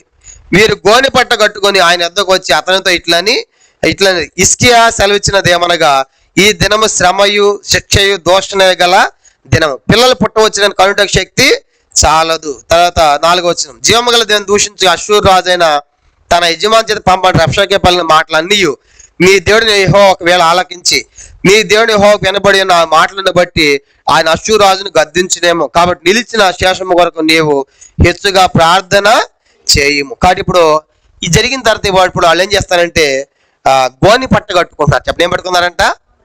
గోని పట్ట అంటే ఇప్పుడు మన రైస్ బ్యాగులు ఆ గోని పట్టలు కాదు. కానీ గోని పట్ట అంటే ఏంటంటే ఆ దినాల్లో ఆ మేకతో తర్వాత ఒంటెలు అలాంటి చర్మాలతో ఆ రోమాలతో చేయబడిన ఒక విధమైన వస్త్రాలు కనుక అవి దుఃఖ సమయంలో బాధ సమయంలో వాళ్ళు ధరించేవాళ్ళు. కానీ అవి ధరించుకున్నారు వాళ్ళు. అవన్నీ ధరించుకుని ఆ దుఃఖములో బాధలో ఆ గోని పట్టలు అంటే రోమాలతో చేయబడిన వస్త్రం లాంటి ఆ గోని పట్టలు కట్టుకుని మందిరంలో ప్రార్థన చేస్తున్నారు. హెచ్చుగా ప్రార్థన చేయమన్నారు. అట్లా ప్రార్థన చేస్తాడు. ఎప్పుడైతే హిజ్కియా పోయి ఇప్పుడు మందిరానికి వెళ్ళాడు, ఈ సంగతి వెళ్ళి ఇప్పుడు ప్రవక్త అయిన యెషయా కూడా చెప్పాడు. కానీ చెప్పగానే యెషయా యొద్దకి వెంటనే దేవుడు వర్తమానం పంపించాడు. పరలోకంలో దేవుడు యెషయా దగ్గర వర్తమానం పంపించాడు. ఏమని చూడండి 5వ వచనం. రాజుని హిజ్కియా సేవకులు యెషయా యొద్దకు రాగా యెషయా వారితో ఇప్పుడు ఆల్రెడీ ఇప్పుడు యెషయాకు చెప్తున్నారు. చెప్పడానికి వచ్చేటప్పటికి ఏం జరిగిందంట? 6వ వచనం. యెషయా వారితో ఇట్లా, నేను మీ యజమానికి ఈ మాట అంటే హిజ్కియా తెలియజెప్పండి. యెహోవా సెలవిచ్చినది ఏమనగా, అశ్షూరు రాజు పనివారు నన్ను దూషింపగా నీ విన్న మాటలకు భయపడవద్దు. అశ్షూరు రాజు నిన్ను కాదు హిజ్కియా దూషించింది. ఎవరిని? దేవుడు నన్ను దూషించాడు. వాడి మాటలకేం భయపడొద్దు. ఇంకేమంటాడు? అతనిలో ఒక ఆత్మ నేను పుట్టింతును, అతడు వదంతి విని తన దేశమునకు వెళ్ళిపోవును, తన దేశమందు కత్తితో అతని కోల చేయుదును. కాబట్టి ఇప్పుడు ఈ జరిగిన సంభాషణ అంతా కూడా వాళ్ళు ఎవరు చూడడానికి వచ్చారు చెప్పండి? ఎవరు చెప్దామని వచ్చారు? యెషయా దగ్గరికి వచ్చారు. యెషయాకు వచ్చి చెప్పక ముందే యెషయాకు ఆల్రెడీ దేవుడు చెప్పేశాడు. కానీ మీరు వచ్చారు, మంచిదే. అయితే ఇప్పుడు మీరు హిజ్కియాతో చెప్పండి. కనుక వాడు దూషించింది నిన్ను కాదు హిజ్కియా, ఎవరిని? నన్ను దూషించాడు సన్హెరేబు వాడు. కనుక అశ్షూరు రాజు పంపించిన సన్హెరేబు పంపించిన రబ్షాకి నన్ను దూషించాడు. కాబట్టి ఇప్పుడు నేను చూసుకుంటా. కాబట్టి ఇప్పుడు మీరేం భయపడొద్దు. ఇప్పుడు ఆ పలికిన ఆ ప్రగల్భాలు అన్నిటికీ కూడా మీరు ఆ దినవృత్తాంతం అన్నాడు పేలాపనలు అంటారు. పేలాపనలు పేలతా అంటారు చూడండి. పేలాపనలు అన్నమాట రాయబడి. అలా పేలాపనలు పేలేరు కదా. మీరేం భయపడొద్దు. నేను ఒక వదంతిని పుట్టిస్తాను, ఒక ఆత్మను పంపిస్తాను. ఒక ఆత్మను ఏం చేస్తాడు? ఒక వదంతి వస్తుంది. అతడు ఆ దేశానికి ఏమవుతాడు? ఆ దేశానికి వాడు వెళ్ళిపోతాడు. అక్కడ వెళ్ళిపోయిన తర్వాత అక్కడ చనిపోతాడు. ఎవరు? అశ్షూరు రాజు అని ఈ మాటలన్నీ ఇప్పుడు దేవుడు స్పష్టంగా ఎవరితో మాట్లాడాడు చెప్పండి? యెషయాతో మాట్లాడాడు. ఎంత ధైర్యం చూడండి హిజ్కియాకి, ఎంత గొప్ప ప్రార్థన హిజ్కియా చేశాడు. దేశంలో ప్రవక్త ఉంటే ఎంత మేలు చూడండి. కానీ ప్రవక్త చేసిన ప్రార్థన ప్రవక్త దేవుడు బయలుపరిచాడు, స్పష్టంగా చెప్పాడు. మీరేం భయపడాల్సిన పని లేదు. వాడు ఎలాగొచ్చాడు అలాగా దేశానికి వెళ్ళిపోతాడు. ఆ వెళ్ళిపోతే అక్కడ ఏమవుతాడు? కత్తి చేత సస్తాడు వాడు అని చెప్పాడు. తర్వాత ఇప్పుడు ఏం జరుగుతున్నాడు? 8వ వచనం. అశ్షూరు రాజు లాకీష్ పట్టణం విడిచి వెళ్ళి లిబ్నా మీద యుద్ధము చేయుచుండగా రబ్షాగా పోయి అతన్ని కలుసుకొనిను. అంతటా కూషు రాజుని తిరహా తన మీద యుద్ధము చేయటకు వచ్చినని అశ్షూరు రాజుకు వినబడినప్పుడు అతడు ఇంకొకసారి హిజ్కియా దూతలను పంపి ఇలాగున ఆజ్ఞ ఇచ్చి ఇవన్నీ చెప్పి యుద్ధం చేయడానికి ఏం చేశాడు వాడు లెబ్నా పట్టణం మీదకి వెళ్ళాడు, తర్వాత తిరహా మీదకి వెళ్ళాడు. కానీ ఎన్ని పలికి ఆ పట్టణం మీదకి వెళ్ళి మళ్ళీ వచ్చాడు రెండోసారి. మళ్ళీ వచ్చి ఏమంటాడు చూడండి, మళ్ళీ వచ్చి ఏం పంపిస్తున్నాడు హిజ్కియా యొద్దకు 10వ వచనం. యోధారాజు హిజ్కియా ఇలాగు చెప్పుడి, మొట్టమొదటి చెప్పాడు కదా, మళ్ళీ చెప్తున్నాడు. యెరూషలేము అషూరు రాజు చేతికి అప్పగింపబడదని చెప్పి నీవు నమ్ముకొని ఉన్న నీ దేవుని చేత మోసపోకుము. ఇదిగో అషూరు రాజులు సకల దేశములను బొత్తిగా నశింపజేసిన సంగతి నీకు వినబడినది కదా, నీవు మాత్రం తప్పించుకొందువా? నా పితరులు నిర్మూలం చేసిన గోజాను వారు గాని, హారాను వారు గాని, రెజేపులు గాని, తెల్లహారులో నిండిన ఏదేనీయులు గాని తమ దేవతల సహాయం వల్ల తప్పించుకొనిరా. ఇవి రెండోసారి వచ్చి ఏం చెప్తానంటే అషూరు రాజు, మేము అషూరు సకల దేశం బొట్టిగా నశింపజేసాము. అందరూ వైపు చూడాలి. ఇప్పుడు ఏం చెప్తున్నా అంటే మొదటిసారి ఏం చెప్పాడు, మేము పలానా దేశాలు జయించని చెప్పాడు కదా. ఇప్పుడు ఏమంటా అంటే అషూరు రాజు మా పితరులు అంటే అషూరు కంటే ముందున్న రాజులు కనుక వారి తండ్రులు వారి తాతలు ఏం చేశారంటే వాళ్ళు జయించిన దేశాలు చెప్తున్నాడు.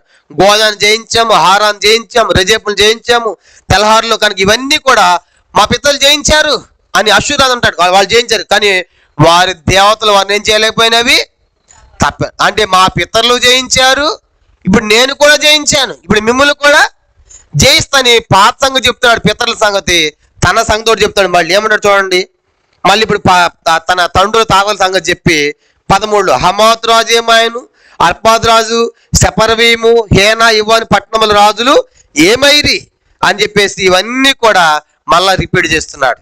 కనుక ఇప్పుడు మొదటిసారి వచ్చినప్పుడు జయించిన పట్టణాలు తన సంగతి చెప్పాడు. ఇప్పుడు రెండోసారి వచ్చినప్పుడు ఏం చెప్పాడు, తన తండ్రులు తన తాతలు జయించిన వాటిని చెప్పాడు. కనుక వాళ్ళంతా జయిస్తేనే కదా పెద్ద సామ్రాజ్యం అయింది, కనుక మహా సామ్రాజ్యం అయింది. మా తండ్రులు జయించారు కానీ ఆ దేశాలు వారి దేవతలు కాపాడలేకపోయినాయి, ఇప్పుడు మేము జయించాము వాళ్ళ దేవతలు కాపాడలేకపోయినాయి అని చెప్తా ఉంటే ఇంకా ఎలా ఉండాలి చెప్పిన సిచ్యువేషను. ఇలాంటి పరిస్థితులు ఇప్పుడు హిజ్కియా వెళ్ళి ప్రార్థన చేస్తా ఉన్నాడు. చూడండి ఏం జరుగుతుంది. హిజ్కియా వెళ్ళి ప్రార్థన చేస్తున్నాడు. 14వ వచనం.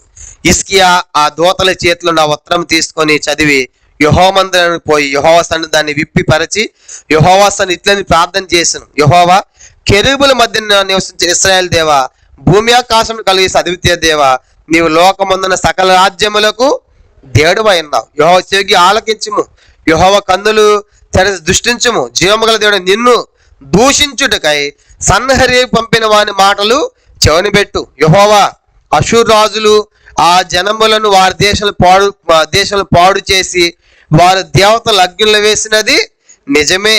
ఆ రాజ్యముల దేవతలు నిజమైన దేవుళ్ళు కాక మనుషుల చేత చేయబడిన కర్రలను రాళ్ళు కనుక వారిని నిర్మూలన చేస్తే హిజ్కియా పంపించి ఉత్తరాన్ని తీసుకొచ్చాడు. కనుక ఆ ఉత్తరాన్ని మందిరం తీసుకెళ్ళి పరిచాడు, ప్రార్థన చేస్తున్నాడు. కెరూబుల మధ్య ఉన్న దేవా, నువ్వు సకల రాజ్యాలకు దేవుడు అయ్యా, కనుక సకల రాజ్యాల దేవుడు, కనుక సమస్తం నీ వశములో ఉన్నాయి. కాబట్టి ఇప్పుడు ఆ అషూరు పంపించాడే కనుక సన్హెరీబు వాడి మాటలు వాడిని నిన్ను దూషిస్తున్నాడయ్యా. సకల రాజ్యాల దేవుడు నిన్ను దూషిస్తున్నాడు. వాడు దూషించడమే కాదు, ఇంకేం చేశాడంటే పలానా దేశాలు మేము జయించామని చెప్తున్నాడు. వాస్తవానికి అవి జయించిన మాట నిజమే. వారి దేవతలు వారికి ఏం చేయలేకపోయినాయి. ఎందుకు సహాయం చేయాలంటే అవి నిజమైన దేవుళ్ళు కాదు. నువ్వు అలాంటి వాడు కాదు కదయ్యా, నువ్వు సజీవుడు కదా, కెరూబుల మధ్య ఉన్నావు కదా, సకలాజలు దేవుడు కాబట్టి నిన్నెట్ట జయిస్తాడు వాడు.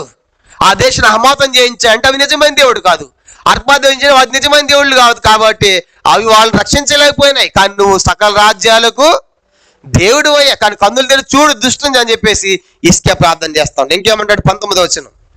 యెహోవా మా దేవా, లోకమందున్న సమస్త జనులు నీవే నిజముగా అద్వితీయ దేవుడు అయిన యెహోవాను తెలుసుకున్నట్టుగా అతని చేతిలోని మమ్మును రక్షించుము. కాబట్టి ఆ దేవతలు రాళ్ళు కర్రలు కాబట్టి వారిని ఏం చేయలేకపోయినాయి, రక్షించలేకపోయినాయి. నువ్వు సర్వశైలకు దేవుడు కనుక సకలాజ్యాల దేవుడు కాబట్టి దయచేసి వాడిని దూషించాడు కాబట్టి ఇప్పుడు వాడి చేతిలో మమ్మల్ని ఏం చేయ, నువ్వు రక్షించని ఈ పెద్ద ప్రార్థన చేశాడు హిజ్కియా.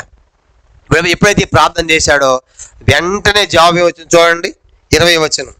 అంతటా ఆమోజు కుమారుని యెషయా హిజ్కియా యొద్దకు ఈ వర్తమానము పంపెను. ఇశ్రాయేలు దేవుడైన దేవుడగు యెహోవా సెలవిచ్చేదేమనగా, అష్షూరు రాజైన సన్హెరీబు విషయమందు నీవు నా ఎదుట చేసిన ప్రార్థన నేను అంగీకరించి ఉన్నాను. చూసారా, ఇప్పుడు ఏమైపోయిందంటే హిజ్కియా ప్రార్థన కూడా ఆల్రెడీ హిజ్కియా ప్రార్థన చేయకపోతే ఎవరికి బయలుపరిచాడు? యెషయా చెప్పాడు. యెషయా బొమ్మన్నాడు కదా, మీరు యెషయా చెప్పండి అన్నాడు. వీళ్ళు యెషయా చెప్పేలోపు ఈయన పోయి ఏం చేస్తున్నాడు? ప్రార్థన చేస్తాడు. వీళ్ళు యెషయా దగ్గర వచ్చేలోపే యెషయా చెప్పేశాడు. ఆయన దగ్గర వచ్చేటప్పటికి మీరేమి భయపడొద్దు, దేవుడు చెప్పాడు కాబట్టి వాడు ఆత్మ పంపిస్తాను, వదంతి వస్తుంది, ఒక వదంతి పుట్టిస్తాను, వాడు పారిపోతాడు, ఆ దేశం కత్తి చనిపోతాడు అని చెప్పి యెషయా చెప్పాడు. ఈ ప్రార్థన తిన్న తర్వాత ఇప్పుడు డైరెక్ట్ హిజ్కియా కూడా జవాబు వచ్చేసింది. కాబట్టి మీరు భయపడాల్సిన పని లేదు అని చెప్పేసి మీ ప్రార్థన నేను విన్నాను అన్నాడు. ఏం జరిగింది చూడండి ఇప్పుడు 21. అతను గూర్చి యెహోవా సెలవిచ్చిన మాట ఏదైనా, సియోను కుమారైన కన్యక నిన్ను దోషణ చేయుచున్నది, నిన్ను అపహాస్యము చేయుచున్నది, యెరూషలేము కుమారు నిన్ను తల చూసి తల ఊచున్నది. 22. నీవు యవనుని తిరస్కరించితివి, యవనుని దూషించితివి, నీవు గర్వించి యవనుని భయపెట్టితివి, ఇశ్రాయేలు పరిశుద్ధ దేవుణ్ణే కదా. చూసావా, ఇప్పుడు వాడిని ఎవరినంత తిరస్కరించింది, దూషించింది, భయపెట్టింది ఎవరినంట? ఇశ్రాయేలు. ఎంత ధైర్యం అష్షూరు రాజుకి! సన్హెరీబుకి దేవుని దూషిస్తావా, దేవుణ్ణే తిరస్కరిస్తావా అంటే ఇదేం అర్థమవుతుందంటే అష్షూరు రాజు అయినటువంటి మరి సన్హెరీబు యొక్క గర్వం తెలియజేస్తా ఉంది. కానీ గర్వంగా మాట్లాడాడు. అందుకే అతని గురించి ఒక మాట యెషయా గ్రంథం 10వ అధ్యాయం చూడండి. యెషయా గ్రంథము ఇక్కడ చేయబెట్టుకోండి. యెషయా గ్రంథం 10వ అధ్యాయంలో చూడండి ఒక మాట రాయబడింది. యెషయా గ్రంథం 10వ అధ్యాయము, యెషయా గ్రంథం 10వ అధ్యాయము 15వ వచనం. యెషయా గ్రంథం 10వ అధ్యాయము, యెషయా గ్రంథము 10వ అధ్యాయము 15వ వచనం చూడండి. యెషయా గ్రంథం 10వ అధ్యాయం 15వ వచనం. గొడ్డలి తనతో నరుకువాని చూచి అతిశయపడున, రంపము తనతో కోయువాని మీద పొగడుకొనున, కోల తన్నెత్తువని ఆడించినట్లు దండము కర్ర కాని వాని ఎత్తినట్లు ఉండును కదా. ప్రభువును సైన్యములకు అధిపతి యెహోవా బలిసిన అష్షూరీయుల మీదకు క్షయరోగమును పంపును. కానీ అష్షూరీయులు ఏమనుకుంటా అంటే 15లో గొడ్డలి తనతో నరుకువాని చూచి అతిశయపడున. అందరూ చూడండి, ఇప్పుడు గొడ్డలు తీసుకు గొడ్డలతో ఒక చెట్టును కొట్టామనుకోండి, ఇప్పుడు గొడ్డలు నేనే కొట్టాను గొడ్డలు అతిశయపడవచ్చా? కొట్టింది గొడ్డల, కొట్టింది మన చేతిలో ఉన్న మనమా? ఎవరు అతిశయపడాలి? గొడ్డలా కొట్టినవాడా? గొడ్డలు అక్కడ ఉంటే ఒట్టిగానే ఉంటుంది అంతే కదా, కొడితేనే కదా పడేది. అంటే ఇప్పుడు నేను పంపించాను రా అష్షూరు రాజు, ఆ దేశాలు అప్పగించింది నేనే, కానీ ఇప్పుడు నువ్వేం చేస్తున్నావు? నేనే చేశానని చెప్పేసి విరవీగుతున్నావు. కాబట్టి ఆ రంపం కొడుతుంది, కోసిన తర్వాత నేనే కోసి అంటే అసలు ఆ రంపం మన చేతిలో రాకపోతే కోసిద్దా? కోసినోడు కదా అతిశయపడాల్సింది, నరికోడు కదా అతిశయపడాల్సింది. కానీ ఇప్పుడు అష్షూరు రాజు నువ్వు బలిసేయమంటున్నావు అంటే ఇది నేనే చేశాను, ఆ దేశం ఈ దేశం జయించా, నువ్వు జయించిన మాట వాస్తవమే, నేను నీకు అప్పగించాను కానీ అది జయించింది నువ్వు కాదని, నేను అప్పగించబట్టి జయించావు అని దేవుడు మాట్లాడితే ఏమంటాడు? ఇంకా స్పష్టంగా చదవాలండి 12వ వచనం ఇదే అధ్యాయము, యెషయా గ్రంథం 10వ అధ్యాయం 12 చూడండి. యెషయా 10:12. కావున సియోను కొండ మీదను యెరూషలేము మీదను ప్రభు తన కార్యమంతా నెరవేర్చిన తర్వాత నేను అష్షూరు రాజు యొక్క హృదయ గర్వం వలని ఫలమును బట్టి అతని కన్నుల అహంకారపు చూపులను బట్టి అతన్ని శిక్షింతును. ఏమని రాయబడింది? అష్షూరు రాజు యొక్క హృదయ గర్వం అంట. కాబట్టి చూసారా, కాబట్టి ఇప్పుడు వాని హృదయ గర్వంతో మాట్లాడి అన్ని కూడా మీరు 2,000 మంది రండి, మేము ఒకడు వస్తాం, మీ మూతం తాగుతారు, మలాన్ని తింటారు, కాబట్టి ఆ దేవుడు ఎంతటి వాడు అని అన్ని మాటలు ఎట్లా మాట్లాడాడంట? హృదయ గర్వంతో మాట్లాడాడు. కానీ ఇప్పుడు నేను అష్షూరు రాజు ఏం చేస్తానంటే వాడు ముక్కు గాలం వేసి తీసుకెళ్తాను. చూడండి 27వ వచనం, 2వ రాజులు 19వ అధ్యాయం, 2వ రాజులు 19వ అధ్యాయము చూడండి. 2వ రాజులు 19వ అధ్యాయము 27వ వచనం చదువుతాం. 27-28 వచనాలు. 2వ రాజులు 19వ అధ్యాయం 27-28. నీవు కూర్చుండుటయు బయలువెళ్ళటయు లోపలికి వచ్చిన నా మీద రంకెలు నాకు తెలిసే ఉన్నవి. దేవుడు అంటున్నాడు, ఓ అష్షూరు రాజు నువ్వు కూర్చోవటము బయలువెళ్ళి నాకు తెలుసురా, లోపలికి వెళ్ళి తెలుసు, నువ్వు వేసే రంకెలు కూడా నాకు తెలుసు. 28. నా మీద నీవు వేయి రంకెలను నువ్వు చేసిన కలహము నా చెవులు జొచ్చును గనుక నా గాలమును నీ ముక్కులోకి తగిలించేదను, నా కళ్ళెం నీ నోట్లో పెట్టి నిన్ను మళ్ళించేదను, నీ వచ్చిన మార్గముననే నిన్ను మళ్ళించేదను. కానీ ఇప్పుడు వార్నింగ్ ఎవరికి వెళ్తుంది చెప్పండి? ఇప్పుడు ఆ వార్నింగ్ ఎవరికి పోతుంది? అషూర్ రాజు కిందకి వాడు ఇచ్చాడు కదా, దేవునికి ఇచ్చాడు కదా, ఇప్పుడు దేవుడు ఇస్తున్నాడు. ఇస్రాయేల్ దేవుని దూషిస్తావా? నన్ను దూషిస్తావా? కాబట్టి నువ్వు ఆ గొడ్డల్లాగా రంపంలాగా నేను చేశాను అంటావా? నేను అప్పగించాను నీకు, అందుకే జయించే వాటిని. కాబట్టి ఇప్పుడు నీకేం చేస్తానో చూడు, నీ ముక్కు గాలి వేస్తాను, నిన్ను మళ్ళిస్తాను అని చెప్పేసి ఇప్పుడు ఏం చేస్తా అంటే అషూర్ రాజుకి కౌంటర్ అనమాట. కౌంటర్ ప్రతి కౌంటర్ లాగా ఇప్పుడు దేవుడే కౌంటర్ వేసాడు.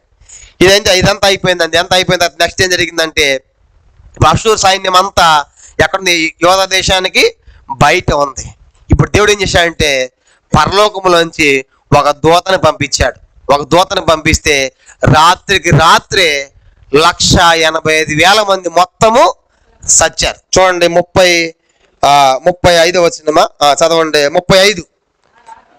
ఆ రాత్రియే యెహోవా దూత బయలుదేరి అషూరు వారి దండుపేటలో వచ్చి 185,000 మందిని హతము చేసింది. ఉదయం జనులు లేచి చూడగా వారందరూ మృత కళేబరములై ఉండేది. కాబట్టి ఇదంతా జరిగిన తర్వాత ఇప్పుడు దేవుడు చెప్పాడు కదా, నేను చూసుకుంటాను చెప్పాడు కదా, ఒక్క దూతను పంపించా అంట.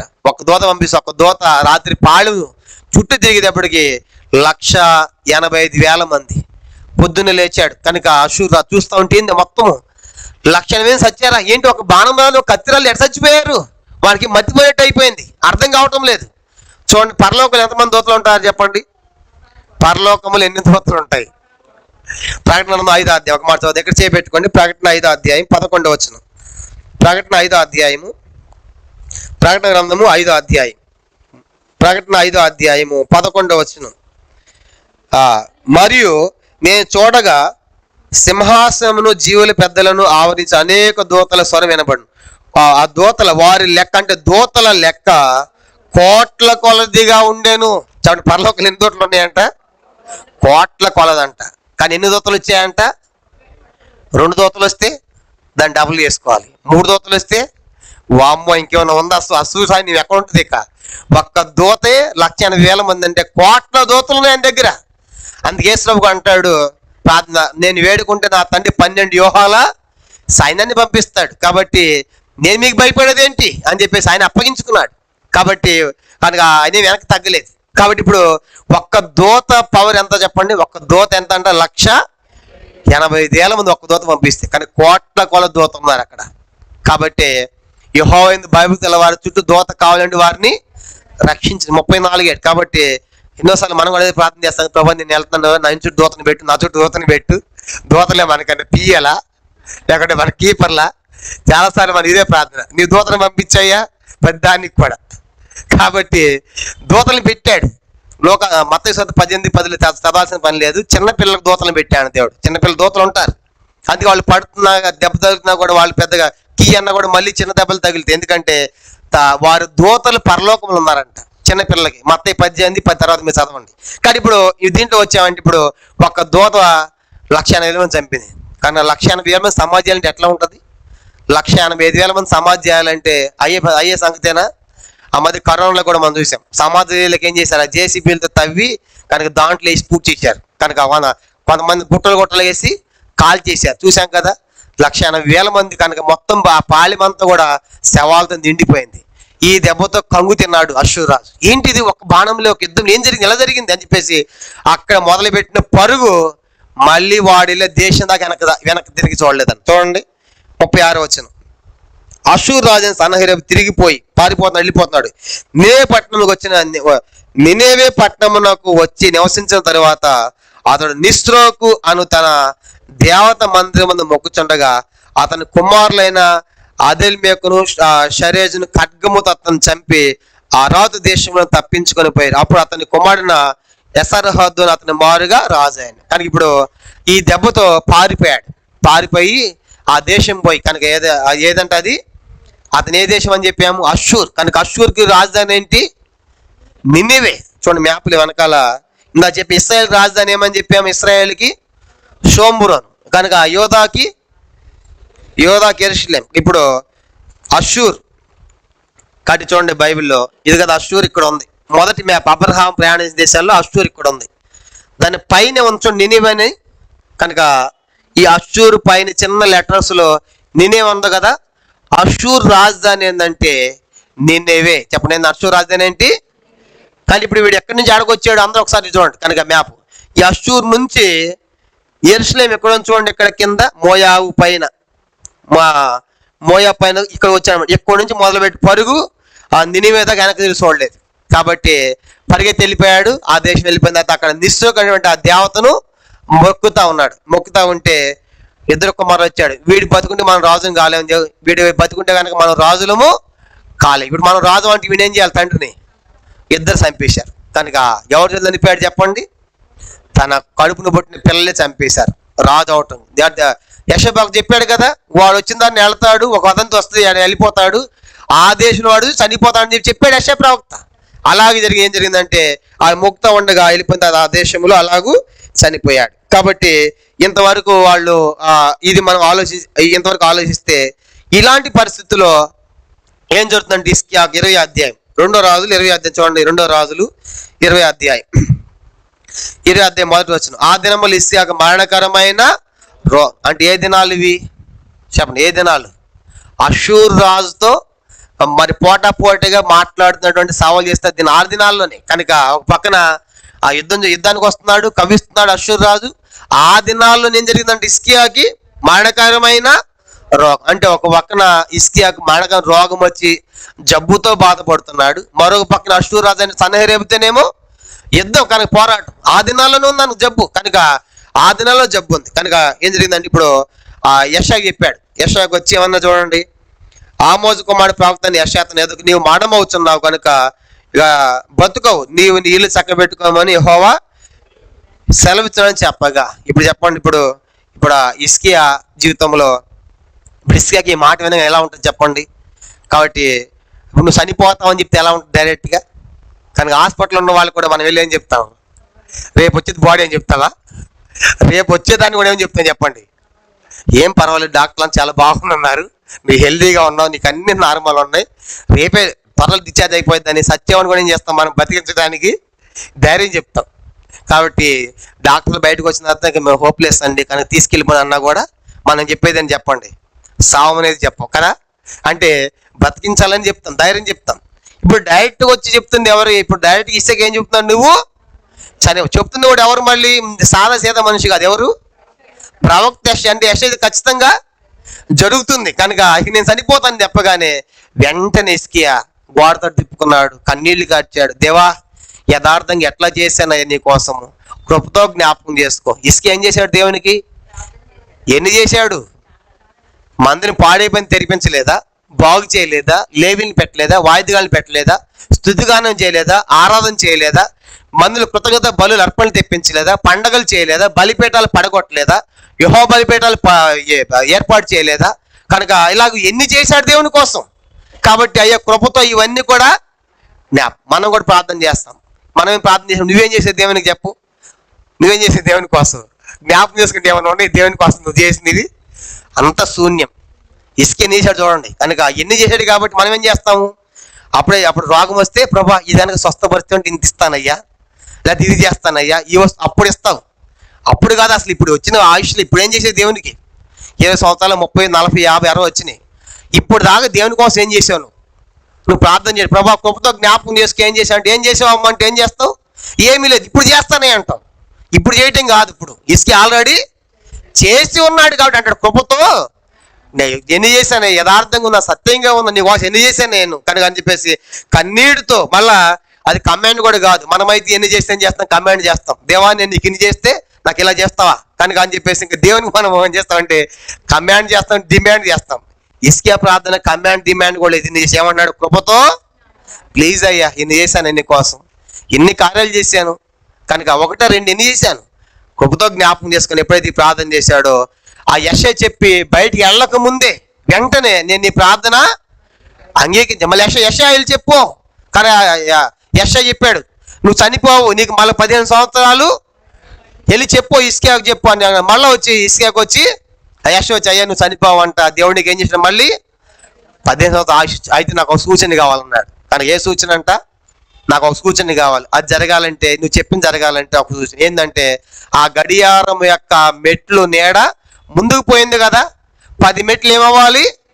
వెనక్కి రావాలి. అప్పుడు నేను ఇది జరిగినట్టు అని అన్నాడు. ఆ సూచన అడిగాడు. ఇప్పుడు ఇప్పుడు నీడ ఎండ వచ్చింది అనుకోండి, 12 అయింది టైము, 12 తర్వాత ముందుకు వెళ్ళండి, తర్వాత 1కి ఇంకొంచెం ముందుకి, 2 గంట ముందుకు వెళ్ళింది.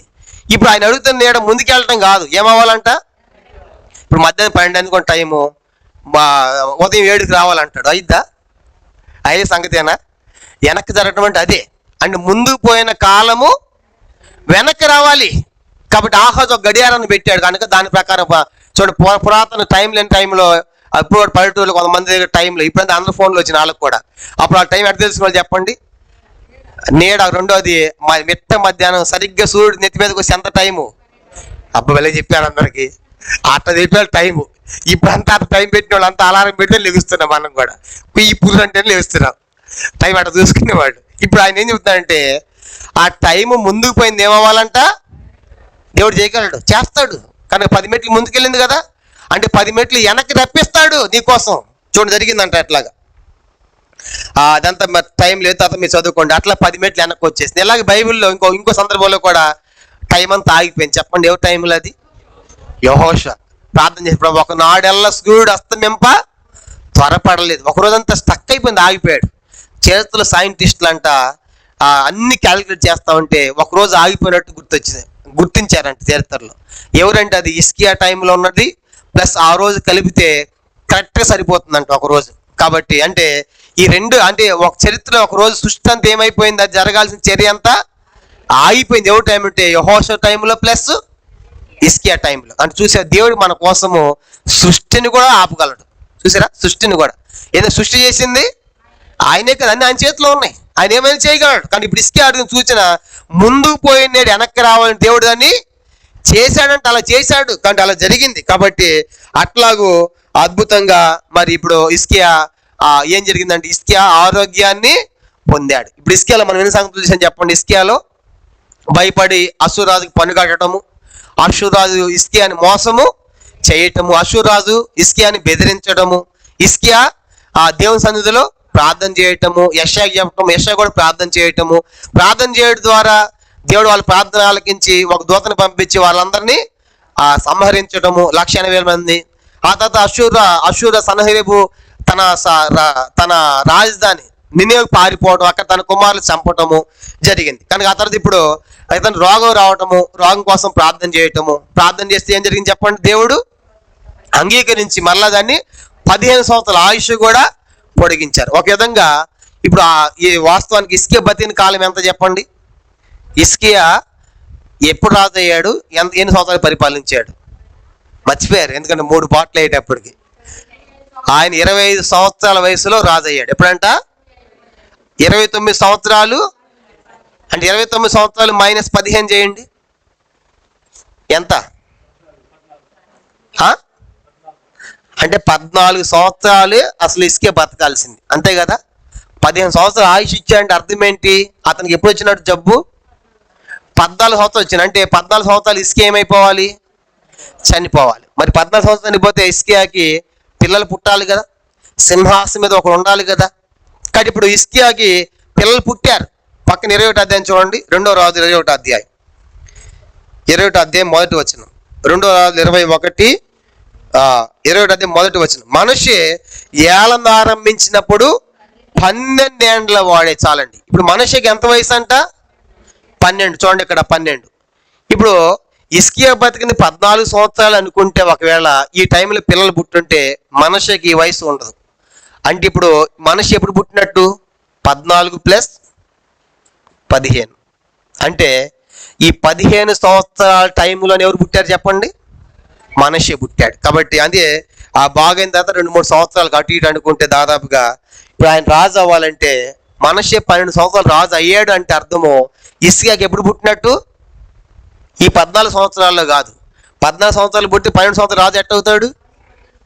ఆయుష్ పొడిగించిన తర్వాత, ఆరోగ్యం పొందిన తర్వాత పుట్టినవాడే మనిషే అని గుర్తుపెట్టుకుంటాడు. కానీ ఇప్పుడు ఆరోగ్యం పొందాడు కనుక యుద్ధంలో విజయం సాధించాడు అద్భుతంగా ప్రార్థన ద్వారా, దేవుని శక్తిని పొంది. తర్వాత ఇప్పుడు ఆరోగ్యంలో కూడా విజయం సాధించాడు. ఇప్పుడు నెక్స్ట్ మరి ఆరోగ్యం పొందిన తర్వాత ఏం జరిగిందంటే ఒక రచయిత అయిపోయాడు. కనుక ఏమైపోయాడు చెప్పండి? ఆయన రచించాడంట. యెషయా గ్రంథం అక్కడ బాగుంది. యెషయా గ్రంథం 36వ అధ్యాయం. యెషయా గ్రంథము 38వ అధ్యాయం, 36 అంతా అయిపోయింది, మనం చూసాం. 38వ అధ్యాయం చూడండి. ఇదంతా ఆరోగ్యం. ఇప్పుడు యెషయాకు ఆరోగ్యం పొందాడు హిజ్కియా. ఆరోగ్యం పొందిన తర్వాత ఏం జరుగుతుంది చూడండి. 38వ అధ్యాయము 9వ వచనం. యెషయా గ్రంథం 38వ అధ్యాయం 9వ వచనం. చదవండి. 38:9. యోధా రాజైన హిజ్కియా రోగి అయి ఆరోగ్యం పొందిన తర్వాత అతడు రచయిత అయిపోయాడు. కానీ ఇప్పుడు ఏమైపోయాడు హిజ్కియా? రాజు ప్లస్ రచయిత. ఆరోగ్యం పొందిన తర్వాత రచయిత అయిపోయాడు, రచించాడంట. ఏం రచించాడు? ఇక్కడ చేయబెట్టుకోండి. సామెతలు 25వ అధ్యాయం. ఇక్కడ చేయబెట్టుకోండి, మళ్ళీ వస్తాం 38కి. సామెతలు 25వ అధ్యాయం మొదటి వచనం చూడండి. సామెతలు 25. యోధారాజుని హిజ్కియా సేవకులు వీటిని ఎత్తి రాసిరి. ఎవరు సేవకులు అంటే రాసింది అన్ని? యోధారాజైన.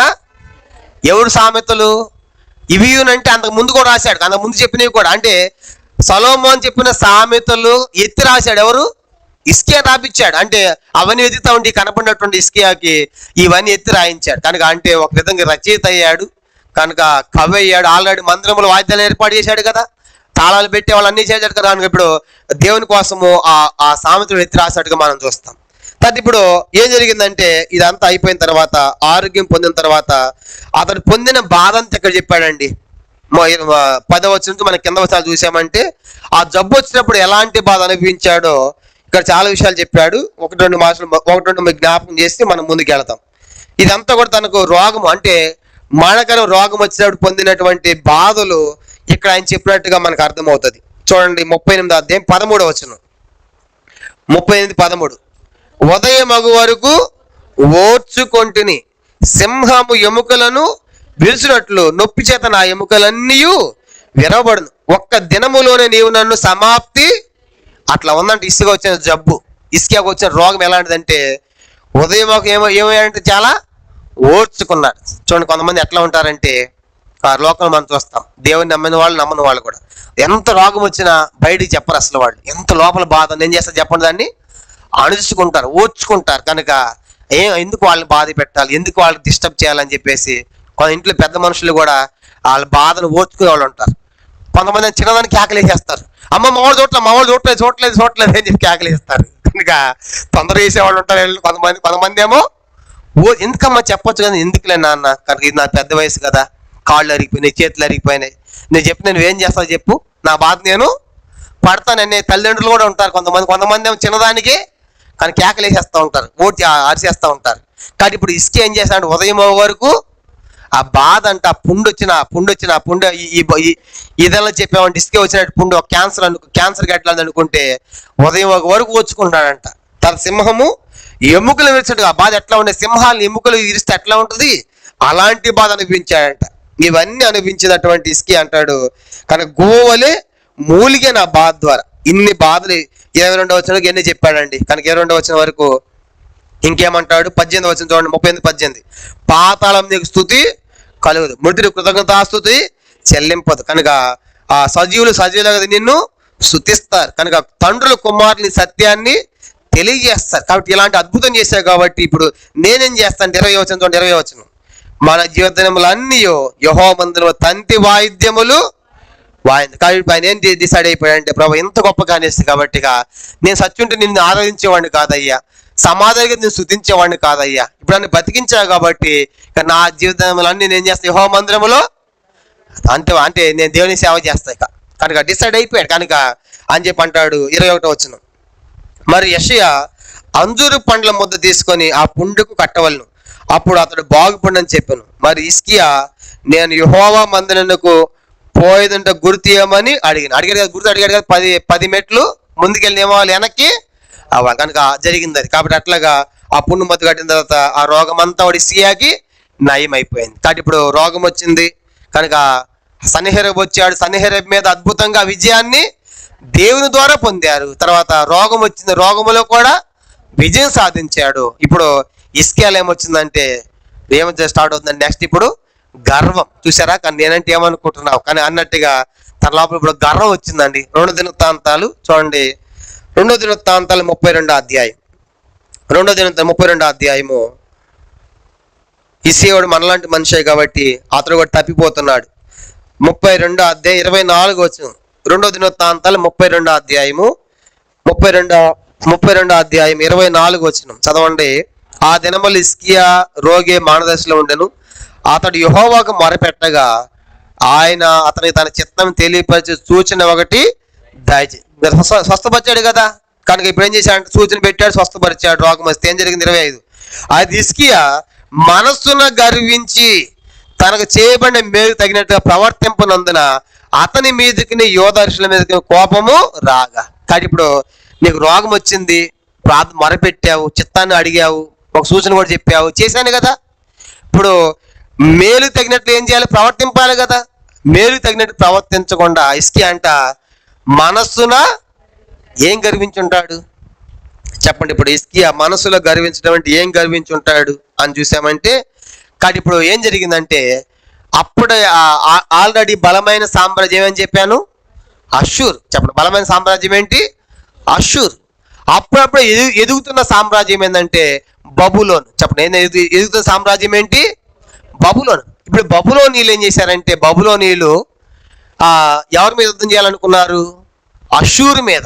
ఎందుకు? అది ఎదిగింది బాగా, దాన్ని మనం డామినేట్ చేయాలి, దాన్ని క్యాప్చర్ చేయాలంటే మనకు సపోర్ట్ ఎవరన్నా కావాలి అని చెప్పేసి ఎవరిని కలుపుకోవాలనుకున్నారు తెలుసా? ఎవరిని కలుపుకోవాలనుకున్నారు? హిజ్కియాని, యోధా దేశాన్ని కలుపుకుంటే యోధా ప్లస్ బబులోని కలిసి ఎవరి మీద యుద్ధానికి వెళ్ళొచ్చు? అష్షూరు మీదకి వెళ్ళొచ్చు అని చెప్పేసి ఆ బబులోని క్విక్గా తెలివిగా ఏం చేశాడంటే హిజ్కియా బాగుపడిన సంగతి తెలిసి పత్రికలు కానుకలు అన్ని పంపించి హిజ్కియా నీకు రోగం వచ్చిందంట, బాగుపడ్డావంట, ఆరోగ్యం ఎట్లా ఉంది, బాగుందా అన్నట్లుగా అవన్నీ పంపించాడు. 2వ రాజుల గ్రంథము 20వ అధ్యాయం చూడండి. పంపిస్తే హిజ్కియా చేసిన పని ఏంటంటే 2వ రాజులు 20వ అధ్యాయం 12వ వచనం. 2వ రాజులు 20వ అధ్యాయము 2వ రాజులు 20వ అధ్యాయము 12వ వచనం. ఆ కాలం మంది బబులోను రాజును బలదాను కుమారుడైన బెరోదల్గను హిజ్కియా రోగి అయి ఉండిన సంగతి విని పత్రికలను అతని వద్దకు పంపగా హిజ్కియా దూతలు వచ్చిన మాట విని వారు లోపలికి రప్పించి తన నగరునందేమి రాజ్యమందేమి కలిగిన సమస్త వస్తువుల్లో దేనిని మరుగు చేయక తన పదార్థములు గల పొట్టును, వెండి బంగారములను, గంధవర్గములను, పరిమళ తైలమును, ఆయుధశాలను, తన పదార్థములున్న సమస్తమును వారికి చూపించాను. చూసారా ఇప్పుడు హిజ్కియా గర్వం ఏంటి చెప్పండి? వాళ్ళు ఎవడో వచ్చాడు కనుక బబులోను పంపించాడు, ఏదో కోలుకుందాం అని చెప్పేసి వాడిని సంగతి తెలుసుకోవాలని పంపించాడు కనుక ఎందుకు నిన్ను కలుపుకొని దేని చేయించాలి? అష్షూరుని. కానీ నీ మీద ప్రేమతో రాలేదు వాడు కనుక బబులోను రాజు రాగానే రండి అని చెప్పేసి లోన సేకరించి ఆయనకు వచ్చేవాడికి ఏదో మాట్లాడి పంపించాలి కదా. ఆయుధాలను చూపిస్తావు, ఎవరిని ఆయుధాలు చూపిస్తాడా? నా దేశం ఎంత ఉందని. విదేశాల వాళ్ళు వస్తారు, మాకెంత ఆయుధాలను చూపిస్తాం మనము, వాడు మనకంటే డబుల్ ప్రిపేర్ అయిపోతాడు. ఏ దేశం కూడా తనకున్న ఆయుధ సామాన్ ఇతర దేశాలకు చెప్పదు కనుక చెప్తే బలహీనం అయిపోయినట్లే. వాళ్ళకి 2000 ఉందా, మనం 4000 చేద్దాం ఉంటాడు వాడు. కాబట్టి ఏ దేశం చెప్పుకోదు. కానీ అందుకే ఎవరికి వాడు ప్రిపేర్ అయ్యి ఉంటాడు, యుద్ధం వస్తే రెడీగా ఉంటారు ఏ దేశమైనా. కానీ ఇప్పుడు వాళ్ళు బబులోను వాళ్ళు వస్తూ ఉంటే లోనికి వచ్చిన తర్వాత కానుకలకు పత్రికలు పంపించగానే మా బబులోను పంపించాడు ఎట్లా ఉంది అని చెప్పగానే లోపల రప్పించే నగరునందు రాజ్యములో ఏం చేశాడంట? దేనిని మరుగు చేయలేదంట. అన్ని చూపిస్తావా? నీకు నాడు బంధువా నీకేమన్నా ఆ బబులోను రాజు? కనుక వాడికాడు చూపిస్తావు నువ్వు నీకున్న అన్ని కూడా. అంటే అర్థం ఏంటి? నేనంటే ఏమనుకుంటున్నావు? నా ఆయుధశాల ఏంటి, నా గంధవర్గాలు ఏంటి, నా తైలం ఏంటి, నాకున్న డబ్బు ఏంటి, నా ఐశ్వర్యం అంటే ఇది లోపల హిజ్కియా యొక్క గర్వం. కాబట్టి గత్సేం. కాబట్టి ఇన్ని నాకున్నాయని వాళ్ళకి చెప్పించుకోవడానికి. మనం కూడా కొంతమంది ఇళ్ళకి వెళ్ళినప్పుడు అన్ని చూపిస్తూ ఉంటారు కదా. కొంతమంది అలా ఈ బంగారం చూడు, ఇది చూడు, అది చూడని. కొంతమంది ఏం చేస్తారు, ఇలాంటి ఫంక్షన్కి వెళ్ళి మొత్తం ధరించి వెళ్ళిపోతారు. కింద నుంచి పై దాకా ముక్కి చెవి కాలు అన్నీ పెట్టుకుంటారు. ఎవడో ఒకటి ఫాలో అవుతూ ఉంటాడు, మేడం అక్కడే ఇల్లు చూస్తాడు, ఫాలో అవుతాడు. అన్ని చూపించట్లాగు అన్ని చూపించకూడదు కదా. దాచిపెట్టాలి. దేవుడు నీకు ఇచ్చాడు, ప్రభు స్తోత్రం ఉంచుకో, అంతేగాని నువ్వు చూపించుకోవడం ఎందుకు? నేను ఫాలో అవుతాడు, ఓహో ఇల్లు మేడం ఎక్కడ, ఈ సారథి ఎక్కడ అంటాడు, నువ్వు లేడు పలకొడు మొత్తం ఎత్తుకుని పోతాడు. ఇప్పుడు జరిగింది కూడా అదే, మొత్తం చూపించాడంట. ఎవరికి? బబులోని వాళ్ళకి. అలా నీకు బంధువులా? వాడు వచ్చి ఆడైతే మధ్య పలకెత్తానికి వచ్చి వాడు చూపించటం ఏంటి? ఇప్పుడు యెషయా ప్రవక్త వచ్చాడు. యెషయా ప్రవక్త వచ్చి హిజ్కియా నువ్వు చేసిన పని ఏంటి? ఏం చూపించావు వాళ్ళకి అన్నాడు. అయ్యా మొత్తం చూపించాను అయ్యా. మొత్తం చూపించావా? మొత్తం ఎత్తుకొని పోతారు పో అన్నాడు. చూడండి కింద వచనాలు 14. పిమ్మట ప్రవక్త అయిన యెషయా రాజుని హిజ్కియా వద్దకు వచ్చి, ఆ మనుషులు ఏమనిరి, నీ వద్దకు ఎక్కడి వచ్చిరి అని అడుగుగా, హిజ్కియా బబులోను దూరదేశమును వారు వచ్చినా అని చెప్పాను. నీ ఇంట్లో వారు ఏమేమి చూచిరని అడుగుగా, హిజ్కియాయు నా పదార్థములలో దేనిని మరుగు చేయక నా ఇంట్లో ఉన్న సమస్తమును నేను వారికి చూపించి ఉన్నాను. కనుక 16 అంతటా యెషయా అంటున్నాడు హిజ్కియాతో ఇట్లను, యెహోవా సెలవిచ్చు మాట వినుము, వచ్చి దినములలో ఏమీ మిగలకుండా నీ నగరున సమస్తమును నేటి వరకు నీ పితల సమకూర్చి దాచిపెట్టేది అంతయు బబులోనుకు ఎత్తుకొని పోబడి యెహోవా సెలవిచ్చుచున్నాడు. అంత మాత్రమే కాదు, అన్ని ఎత్తుకొని పోవడమే కాదు, నీ గర్భమును పుట్టిన నీ పుత్ర సంతతిను బబులోను నగరు తీసుకెళ్ళి నపుంసకులుగా వాళ్ళు వాడిని చేస్తారు. కనుక ఏమని చెప్పాడండి. కానీ ఇప్పుడు జరిగింది ఏంటంటే, ఇవన్నీ చూపించిన తర్వాత వాళ్ళు అన్ని చూశారు. అన్ని చూసి అహో ఎంత ఉందని అర్థమైపోయింది బబులోను వాళ్ళకి. యెషయా వచ్చాడు, దేవుడు చెప్పాడు, పంపిస్తున్నాడు. చూడండి, ప్రతి రాజుకు కూడా దేవుడు శిక్షించక ముందు ఏం చేశాడు చెప్పడం, వాళ్ళకి హెచ్చరిక పంపించాడు. ప్రతి రాజుకు కూడా ప్రవక్తను పంపించాడు, మాట్లాడిస్తాడు. ఇప్పుడు యెషయా వచ్చాడు. యెషయా వచ్చి హిజ్కియా వాళ్ళు ఎవరు అంటే, అయ్యా బబులోను దూరం నుంచి వచ్చారు అయ్యా. ఏం చూశారు? నా ఇంట్లో సమస్తం మరుగు మొత్తాన్ని మొత్తం చూపించావా? మొత్తం ఎత్తుకుని పోతారు దేవుడు చెప్పాడు పో. కనుక నువ్వు కాదు, నీ పితరుల మొదలు సంపాదించింది అంతటి బబులోనికి వెళ్ళిపోతుంది. నీ పిల్లలు కూడా, నీ సంతతి పుట్టి పుత్ర సంతానం వాళ్ళు ఏం చేస్తారు? నపుంసకులు చేస్తారు. కాబట్టి నువ్వు చేసిన పొరపాటును పడి చెప్పగానే వెంటనే హిజ్కియా తగ్గించుకున్నాడండి. మళ్ళీ 2 దినవృత్తాంతాలు 32వ అధ్యాయం 2 దినవృత్తాంతాలు 32వ అధ్యాయం చూడండి. ఈ చెప్పని హిజ్కియా ఏం చేశాడంటే తను తాను తగ్గించుకున్నాడు. 2 దినవృత్తాంతాలు 32వ అధ్యాయము చూడండి 26వ వచనం. 2 దినవృత్తాంతాలు 32వ అధ్యాయము 26వ వచనం చదవండి. 26. హిజ్కియా హృదయ గర్వమును విడిచి తానును యెరూషలేము కాపురస్తులు తమ్మును తాము తగ్గించుకుని కనుక హిజ్కియా దినములు యెహోవా కోపం జనుల మీదకి హిజ్కియాకు అతి విస్తారమైన ఐశ్వర్యము ఘనత కలిగిన అతని వెండి బంగారం రత్నములు సుగంధ ద్రవ్యములు దాళ్లను నాణ్యతలో శ్రేష్ఠ ఉపకరణములను సంపాదించి వాటిని బొక్క సమ్ములను కట్టించాను. చాలా గమనించామంటే ఇప్పుడు 26వ వచనంలో ఎప్పుడైతే ఈ యెషయా వచ్చి ప్రవక్త గద్దించాడో, దేవుని ద్వారా గద్దించబడుతున్నాడో, ఇక మొత్తం ఎత్తుకుని వెంటనే హిజ్కియా దీనుడు అయిపోయాడు. హృదయ గర్వాన్ని విడిచాడు. ప్రభా నువ్వు ఇస్తేనే కదా అని తగ్గించుకుని హృదయ గర్వాన్ని విడిచాడు. యెరూషలేము కాపురం తగ్గించుకున్నారు కాబట్టి ఆ ఎత్తుకుని పోయిన దేవుడి టైంలో జరగలేదు, హిజ్కియా టైంలో తర్వాత ఎత్తుకుని పోయారు. జరిగింది. నెక్స్ట్ మిగతా రాజులు ఉన్నారు కదా, చివరికి దీని మీద దాడి చేసింది ఎవరని చెప్పండి. యువ దేశం మీద దాడి చేసి తీసుకుని పోయింది ఎవరు? లాస్ట్ ఫైనల్ గా ఎవరు? వాళ్ళు బబులోనీలే. ఇశ్రాయేల్ దాడి చేసి తీసుకుని పోయింది ఎవరు? అష్షూరీయులు. కనుక బాగా గుర్తుపెట్టుకోండి, వీళ్ళు దాడి చేసిందేమో అష్షూరులు ఎత్తుకొని పోయారు మొత్తాన్ని, వీళ్ళేమో ఇప్పుడు ఆ బబులు ఎత్తుకుని పోవడం కారణం ఎవరు? ఇప్పుడు హిజ్కియా చెప్పాడు కదా మొత్తం ఎత్తుకుని పోతారని. కానీ చివరి రాజు టైంలో మొత్తాన్ని వాళ్ళు ఎత్తుకుని పోతారు. కాబట్టి అలాగే హిజ్కియా తను తగ్గించుకుంటాడు. అది హిజ్కియా టైంలో జరగలేదు, కానీ తర్వాత అది జరుగుతుంది. ఇంతవరకు బాగానే ఉంది. ఇప్పుడు హిజ్కియా మరణం మన గర్వించాడు, హెచ్చరిస్తే వెంటనే సరి వేసుకుని తగ్గించుకున్న హిజ్కియా చనిపోతున్నాడు. చనిపోతే ఏం జరిగిందంట చూడండి. 2 దినవృత్తాంతాలు 32వ అధ్యాయం ఇది చూసి మనం ముగించుకుంటాం. 32వ అధ్యాయం 32, 33 వచనాలు. 2 దినవృత్తాంతాలు 32వ అధ్యాయం 32, 33 వచనాలు. హిజ్కియా చేసి ఇతర కార్యములను గూర్చి అతడు చూపిన భక్తిని గూర్చి ప్రవక్తను ఆమోజు కుమారుడు యెషయా కలిగిన దర్శనముల గ్రంథమునందును యోధా ఇశ్రాయేలు రాజుల గ్రంథమందును రాయబడి ఉన్నది. 33 అందరూ చదవండి. హిజ్కియా తన పితరులతో కూడా నిద్రించగా జనులు దావీదు సంతతి వారి శ్మశాన భూమి యందు కట్టబడిన పై స్థానం ముందు అతన్ని పాతి పెట్టిరి. అతని మరణం పొందినప్పుడు యోధా వారందరూ యెరూషలేము కాపురస్తులను అతనికి ఉత్తర కీలు ఘనముగా అతని కుమారుడు మనష్షే అతనికి మారుగా రాజు. కాబట్టి ఐసే చనిపోయాడండి. కానీ గర్వించాడు, తగ్గించుకున్నాడు, సరి చేసుకున్నాడు, చనిపోయాడు. చనిపోయిన తర్వాత ఇప్పుడు ఏం జరిగిందంటే జనులంట దావీదు సంతతి వారు శ్మశాన భూమి ఎందుకు కట్టబడిన పై స్థానములో చూసారా హిజ్కియాకు చావేళ్ళం చూడండి. నన్ను కనపరచు వారిని నేను కనపరిచాడా? పోడిపోయిన మందిరాన్ని మొట్టమొదటి రాజేంద్ర మందిరాన్ని బాగు చేయించాడా? శుభ్రం చేయించాడా? మందిరం వస్తూ ఏర్పాటు చేశాడా? యాజకుల్ని పెట్టాడా? లేవీల్ని పెట్టాడా? వాయిద్యాలను పెట్టాడా? ఆరాధన పెట్టాడా? స్తుతిగానం ఆరంభమైందా? ఆరాధించాడా? మరి ప్రజలను తీసుకొని పోయి పండగలు పెట్టాడా? కానుకలు తెమ్మన్నాడా? యాజకులు లేవీయులు వంతుల ప్రకారం ఏర్పాటు చేశాడా? కాబట్టి ఇవన్నీ చేశాడు. కాబట్టి హిజ్కియా చేసిన గొప్ప కార్యాలను బట్టి, చూపిన భక్తిని బట్టి నన్ను గణపరచు వారిని ఆ సమాధుల తోటలో కూడా పై స్థానంలో ఫస్ట్ ప్లేస్ లో పెట్టారంటే ఎవరిని? హిజ్కియాని. కారణం ఏంటంటే చూడండి, అంత పైన పెట్టడమే కాదండి, ఇంకా అతను మరణం పొందినప్పుడు యోధా వారందరూ రేషం అతనికి ఉత్తరకి అంటే అంత్యక్రియలు సమాధి కార్యములు ఘనముగా ఎంత ఘనంగా చేశారు చూడండి, ఆలోచించండి. ఘనంగా జరిగించారంటే ఎంత అద్భుతంగా అతని చావు జరిగిందో. కాబట్టి హిజ్కియా యొక్క ఆరంభము బాగానే ఉంది, మధ్యలో కొద్దిగా చెడిపోయాడు, కానీ మళ్ళా సరి చేసుకున్నాడు.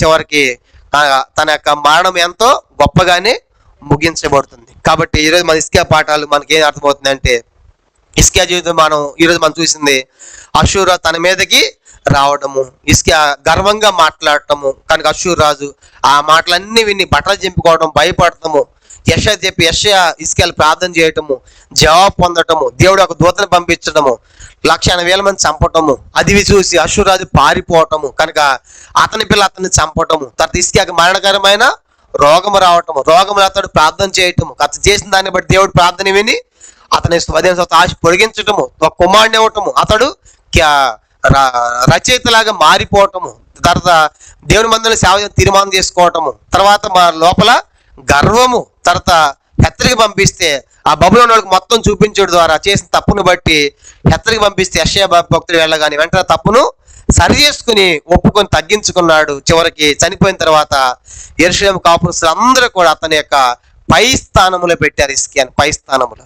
కాబట్టి అందుకే ఒక జన్మదినము కంటే మానదినే మేలు. చూసారా? కాబట్టి జన్మం కాదు. ఇప్పుడు హిజ్కియా యొక్క మానవం ఎంత అద్భుతం అంటే అందరూ ఘనంగా జరిగించారు. ఒక రాజుకి ఎలా చేయాలో రాజ్య లాంఛనాలతో అద్భుతంగా ఉత్తరకీయులు ఘనముగా జరిగించారంట. కాబట్టి గనుడైనాడు.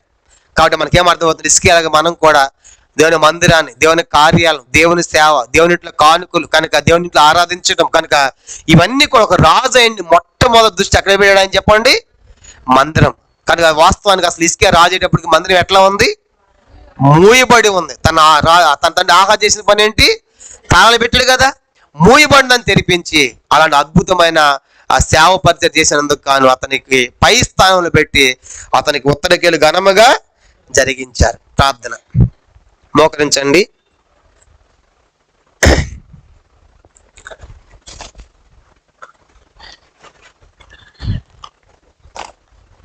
ఈ వాక్య వెలుగులో మన జీవితాన్ని మనం పరీక్ష చేసుకుంటాం.